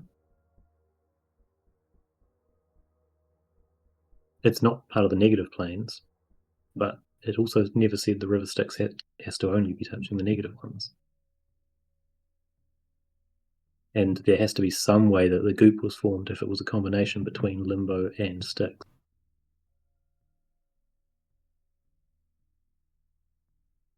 I'm just wondering sort of how close is it, and what's the chance we can use it as like a getaway tunnel if we're able to somehow find people. As long as we don't get touched by it. I mean, we know how to deal with that anyway. Carver's been the test boil subject your this whole blood. time. We boil your blood. That's how we deal with it. I mean, if you're working on a filtration system, this might be an opportunity. You just need a large-scale variant for once they emerge from the river. I wonder what would happen if we just put Carver in the Radiance plane. Just Carver himself. We would need to be very careful that Syl doesn't boil his blood the same as she did the test subjects when she sort of forgot about them. Well, no, she was Hello, trying to come on kill in. something. She was trying to kill something. Yeah. Like, that wasn't... It just But if she quickened tries it to do up. that while Carver's there... She wouldn't do that while Carver's there. She knows what's going on in her own plane. Mm-hmm. She's not going to be like, oh, I'm going to just kill Carver. No, not on purpose, but like accidentally. She accidentally boiled the rest of the blood. Yeah. Yeah, but that was just blood. That wasn't like your whole body. True. Not this time. Not this time, but soon. Okay, Silver goes and kidnaps Carver and just sticks him in the Radiance plane and slowly ups the brightness. Yeah, just ever so slightly, just like, you good? You good? You good? You Just good? like he's holding a bar and sweating. Yeah, turn it up a bit more. It's just a sauna, you have to sweat it out. Yeah, exactly. Yeah. How do you get rid of the river Styx? You gotta sweat it out, guys. Terrible. You gotta go to the Radiance plane and sweat it out. We'll set up a spa. Fucking go. The river Styx is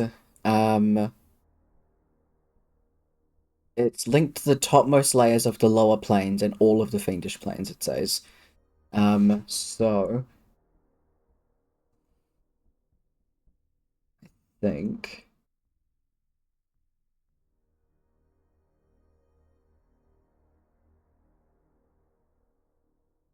Is Pandemonium the one with all the sand? Yeah. That's where we started, wasn't it? Yeah. Hey, guys, So maybe yeah. that's how we got there. We went through limbo, our memories got erased, and that's how we ended up in Pandemonium. So it goes close. It goes through Pandemonium. It joins to Pandemonium. Yeah. But doesn't actually go to Limbo. The closest we have to do is get to a different astral plane if we were going to do that. Surely there's a cave we can just dive to. the thing about It's Limbo like, hey! The- Oh no, you're good. the thing about Limbo is that it's all pretty much like a random assortment of, it says layers, but they're basically just massive floating islands that are hard to distinguish between each other. So I'm gonna say on one of the like topmost layers, there is a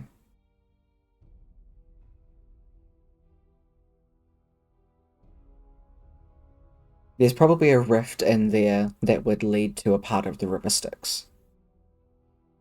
And I'd say that would probably be the only entry point. Imagine it. Yeah. I imagine it's probably rough and sort of intermittent, kind of like static on a TV, Mhm. Oh, just to give shit. it some flavour. How do I we like take it. souls out though? Do we just stick them in a jar?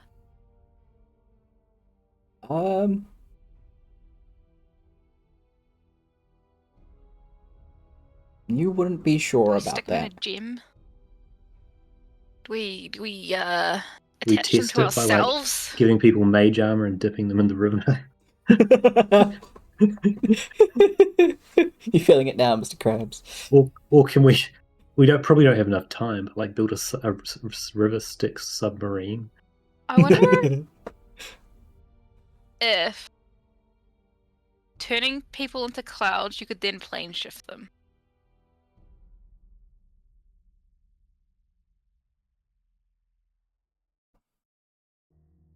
Because then you'd be able to go very fast. You'd be incorporeal to a point.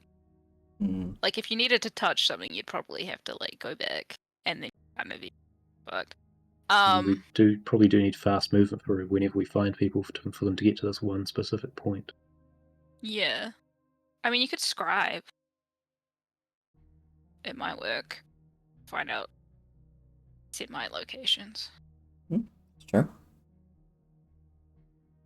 Scry might I'm have guessing the reason we're doing all of this instead of like teleporting is because teleporting would be like sticking a pin in the overseer, where this one is more of just they're just getting out a way that's already there. Yeah, but it's also like, most of us can't fly.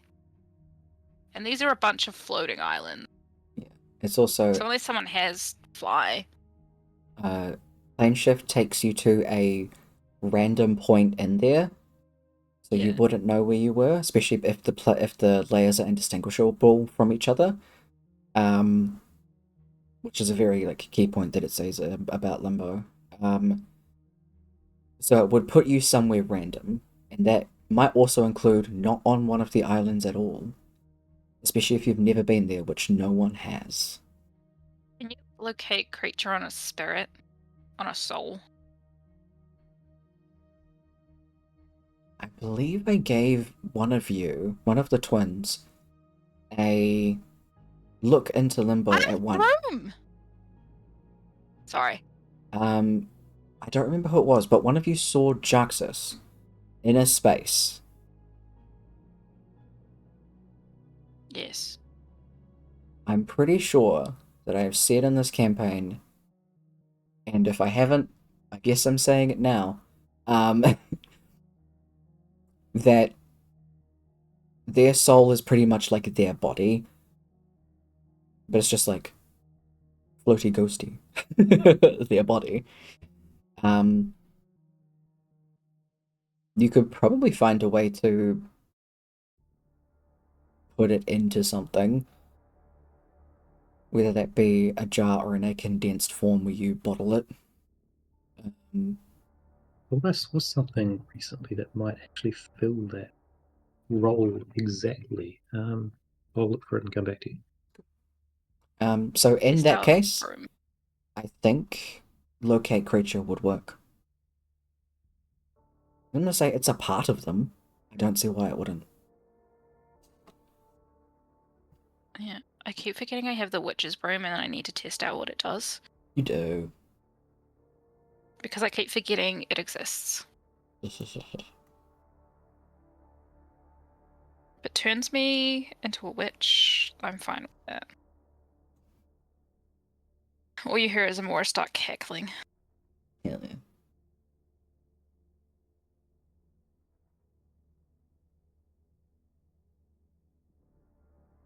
So many possibilities. Okay, oh, that's what I was going to ask. The 6th level magic jar spell.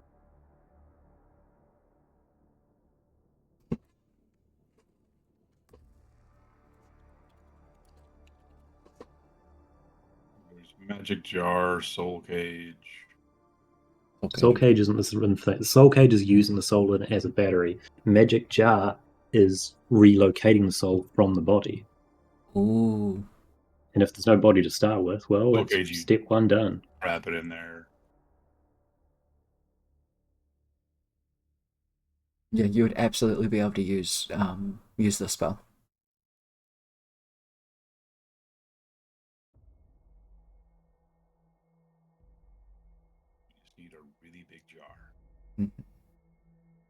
Well, an ornamental container worth at least 500 gold pieces. Or as many people as you want to bring back with you. Yeah. I mean, I'm not entirely sure how many people there are there. We've got idea of some of the people we like that are there. Mm-hmm. I believe you have a number. I can actually give you that number properly. Because you know that if the original dies, then the others go. So you're aware that Nishi and Eagle are gone, which automatically makes 6.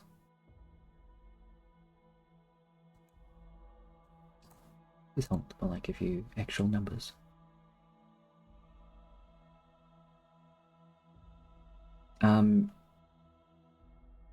You had a question, Brooke. Oh yeah, are we gonna like cure Kappa before we try and replace the Feywild? So I don't know what happens if we try and replace the Feywild and Kappa's still there.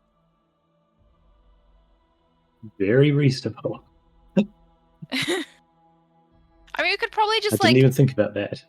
relocate Kappa temporarily to the Radiance plane while the relocation of the Feywild is going on. I mean, if you've already started sort of figuring out the whole sort of filtering system, it's probably going to have to be in the Radiance plane anyway.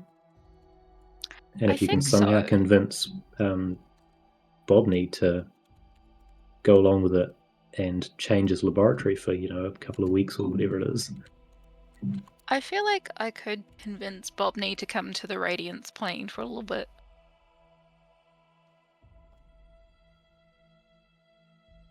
I mean, it would have an abundance of the magic that he needs. Particular operation, yeah. But he's probably not feeling too well at the moment with the Court of Dusk basically overrun, given that's where his magic comes from, and he's probably going to take a big hit himself when the Feywild completely collapses, or whatever ends up happening. So it actually might be even better for him to be in the plane of Radiance. You can actually look after him while that happens. Probably need to fix the Feywild first. No, get rid of the black goop. You're right that Carbon needs to be out of there before that happens. And you can't guarantee Bobney's safety regardless of what happens anyway. No. So Silver might be the best option for them both. Hey, do you want to relocate a whole druid sect, Tyler? I've done it once. Do it. Finch has to survive. Yeah. Baby Finch has to keep surviving. Exactly. I'm like, hey guys, so we've got this plan, but it means we're gonna have to whole remake the Feywild. So we need you to come for this plane for a little bit while we figure it out. Exactly. It's just that meme of Patrick. So we take the town and we move it over here. So it's just like, we gotta remodel. Just come with me. You guys can plane shift. You're welcome in mine. Yeah. Folks just have to stay at a hotel for a little bit while we remodel. It's fine. It's probably a little bit brighter than you're used to, and you guys can cast Goodberry, so you'll be fine on food. Exactly. Raises a hand. I do that all the time. Can confirm. Exactly.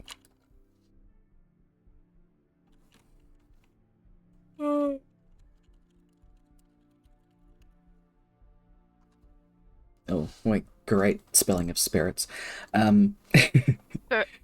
Surits. Surits. Surits. Surits. Surits. So yeah, there's actually, Kaba, you are aware of a creature that was using a boat on the river Styx. Yeah. Apparently something about one of his fingers I'm not sure if he ate one of his fingers at one point too. somewhere back in the story. But yeah, I'm aware of the ferryman. Kaba thinks he's good friends with the ferryman, despite never having heard him speak apart from like shut up or something like that. Yeah. So there's that, because I know you talked about it, making a submarine. Yeah, when I was saying that, I immediately thought, like, why the hell am I talking under the river? We know a boat. Yeah. But I couldn't stop.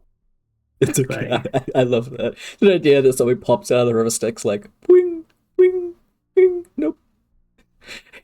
Like, And you know wiggles what a it's made out wave of? at the ferryman as it goes past. It's made out of lead. It needs to be some very strong fucking lead. Block out all that magic. I mean, if we're turning all of them into magic jars, or as much as we can get our hands on into magic jars, that's not going to be a problem to actually shift them on that boat, even though it's not that big. Also, I'd say you'd be able to put the jars in the bag of holding. That seems fine to me. They don't need to breathe, they did. Also, yeah, but also, like, the boat will be able to carry anyone else that is there doing the searching. Exactly.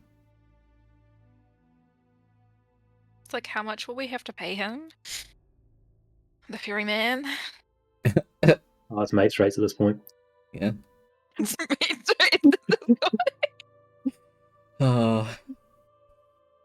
It's He's gonna like, be I would like interesting. 10 more fingers, please. Yeah. Song's so chewy and good. Look, the whole figure thing is a tiny, like, the tiniest aspect, and I just think it's hilarious when you find out what it actually is. It's like, are you serious? Is it the pinky too? I think it was. Or maybe it was his pointer finger. No, it was his pointer finger. Because he went to point at Carbo and it was a nubbin. Yeah. Wait. Yeah, he went to scratch his nose and Nubbin? it was a nubbin. So he just... No.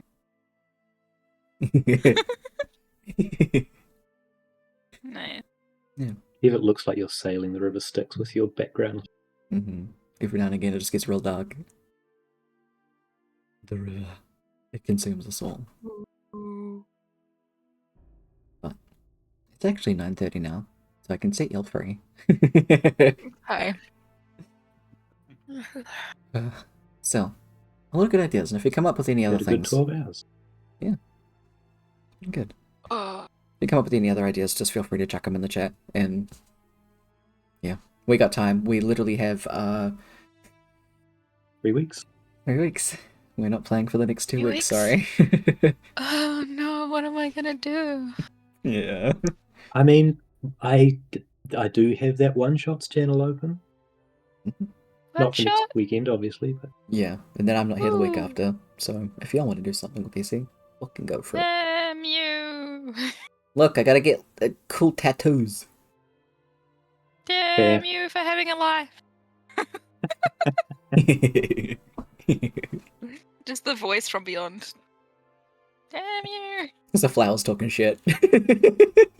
Hey, hey! What the fuck, man? What is it? Oh god, she's gone insane. Y'all. I said sunflower, not rain. It's a great day for rain. Oh god, I'm tired. I can tell. God. Okay. But I'll set y'all free. Thanks for hanging out, especially for the last 30 minutes. My god. This is very fun, and I'm excited for the next little bout of absolute fucking kafuckery. Yay! It just keeps getting more and more over the top as we go. It's great. It does. I am Like, playing. We're just I adding must to our gave- achievements. I gave one friend a quick run through of what we've done already, and their eyes basically popped out of their head. And after hearing all of this, I don't think they'll. I got no idea what's going to. I think they'll implode, to be honest. It's not how any of their games have ever gone. Hey, so we just replaced the entire Feywild. Exactly, yeah. This Yeah. plane We merged just 2 became astral fun. planes, were escaping from another Like one, you were do. blueprinting and copying and destroying a 4th one. Exactly. We're killing a plane itself Yeah. and then replacing that one. Talk about Neuron. Again, to try and figure out what was happening. There's Yeah. a voice in the distance. Yeah. Voice of the It's gonna be a time. I this has been my favorite campaign. Like everything that has happened has been so fucking great. I don't know how next campaign I'm gonna be like, how do I top this? What? How do I do anything?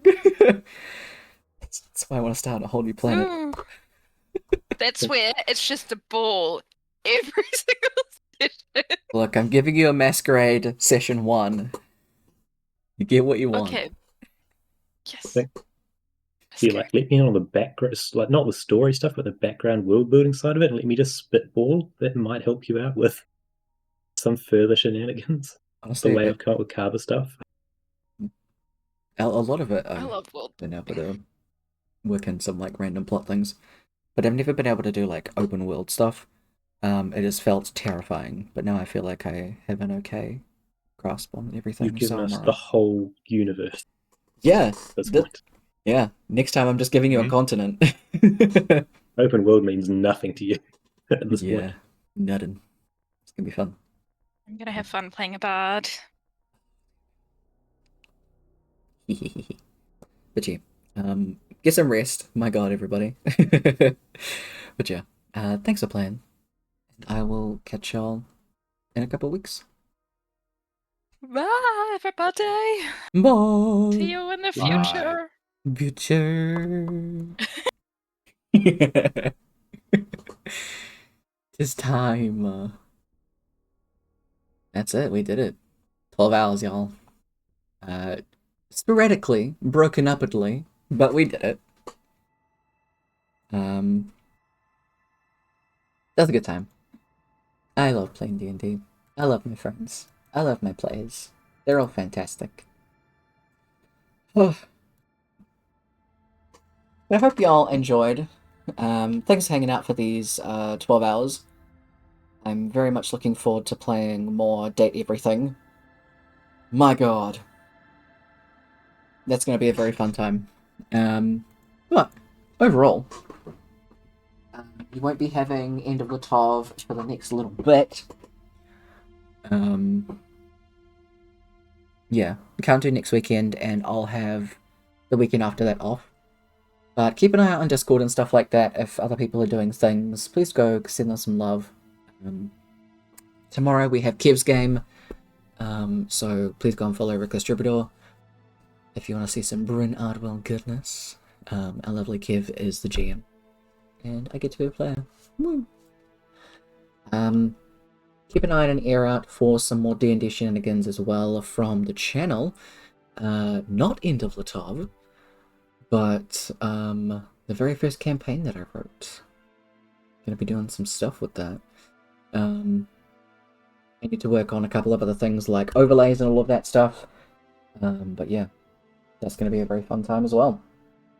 I'm looking forward to it all. There's so many things. So many things. But thank y'all for hanging out again. And I fucking pause the music again. The Trevor Project campaign run will be open until the end of June. So there's still plenty of time to donate. Again, the donations are in USD. But all of those good things. Next stream will be on Wednesday. We're going to finish off Tell Me Why. I'm pretty sure I'm close to the end of that. If we don't finish off Tell Me Why, or if we finish it early, then I'll finish off Purgatory. Because I actually liked that game. It was goofy and silly, and I like everybody. We gotta get through that everything slam. Blah, blah, blah. I'll try and find another day to do more Date Everything streams with Dawn, because that was very fun. And, little secret, I love her a lot. My God. So, doing little silly things is very fun, and I've been so excited to play that game. Excited to play more. Once June is finished, we'll jump back into more Veilguard. I so want to finish that game so bad, but I'm barely scraping the surface. We have to get our rest of the romance done with Tosh. But we'll see. Oh my god. So much happening in so little time. I just want time to do things. It's insane. It's wild. I don't know. Anyway. I actually go to sleep. It's been a long fucking day, and it is a long day tomorrow.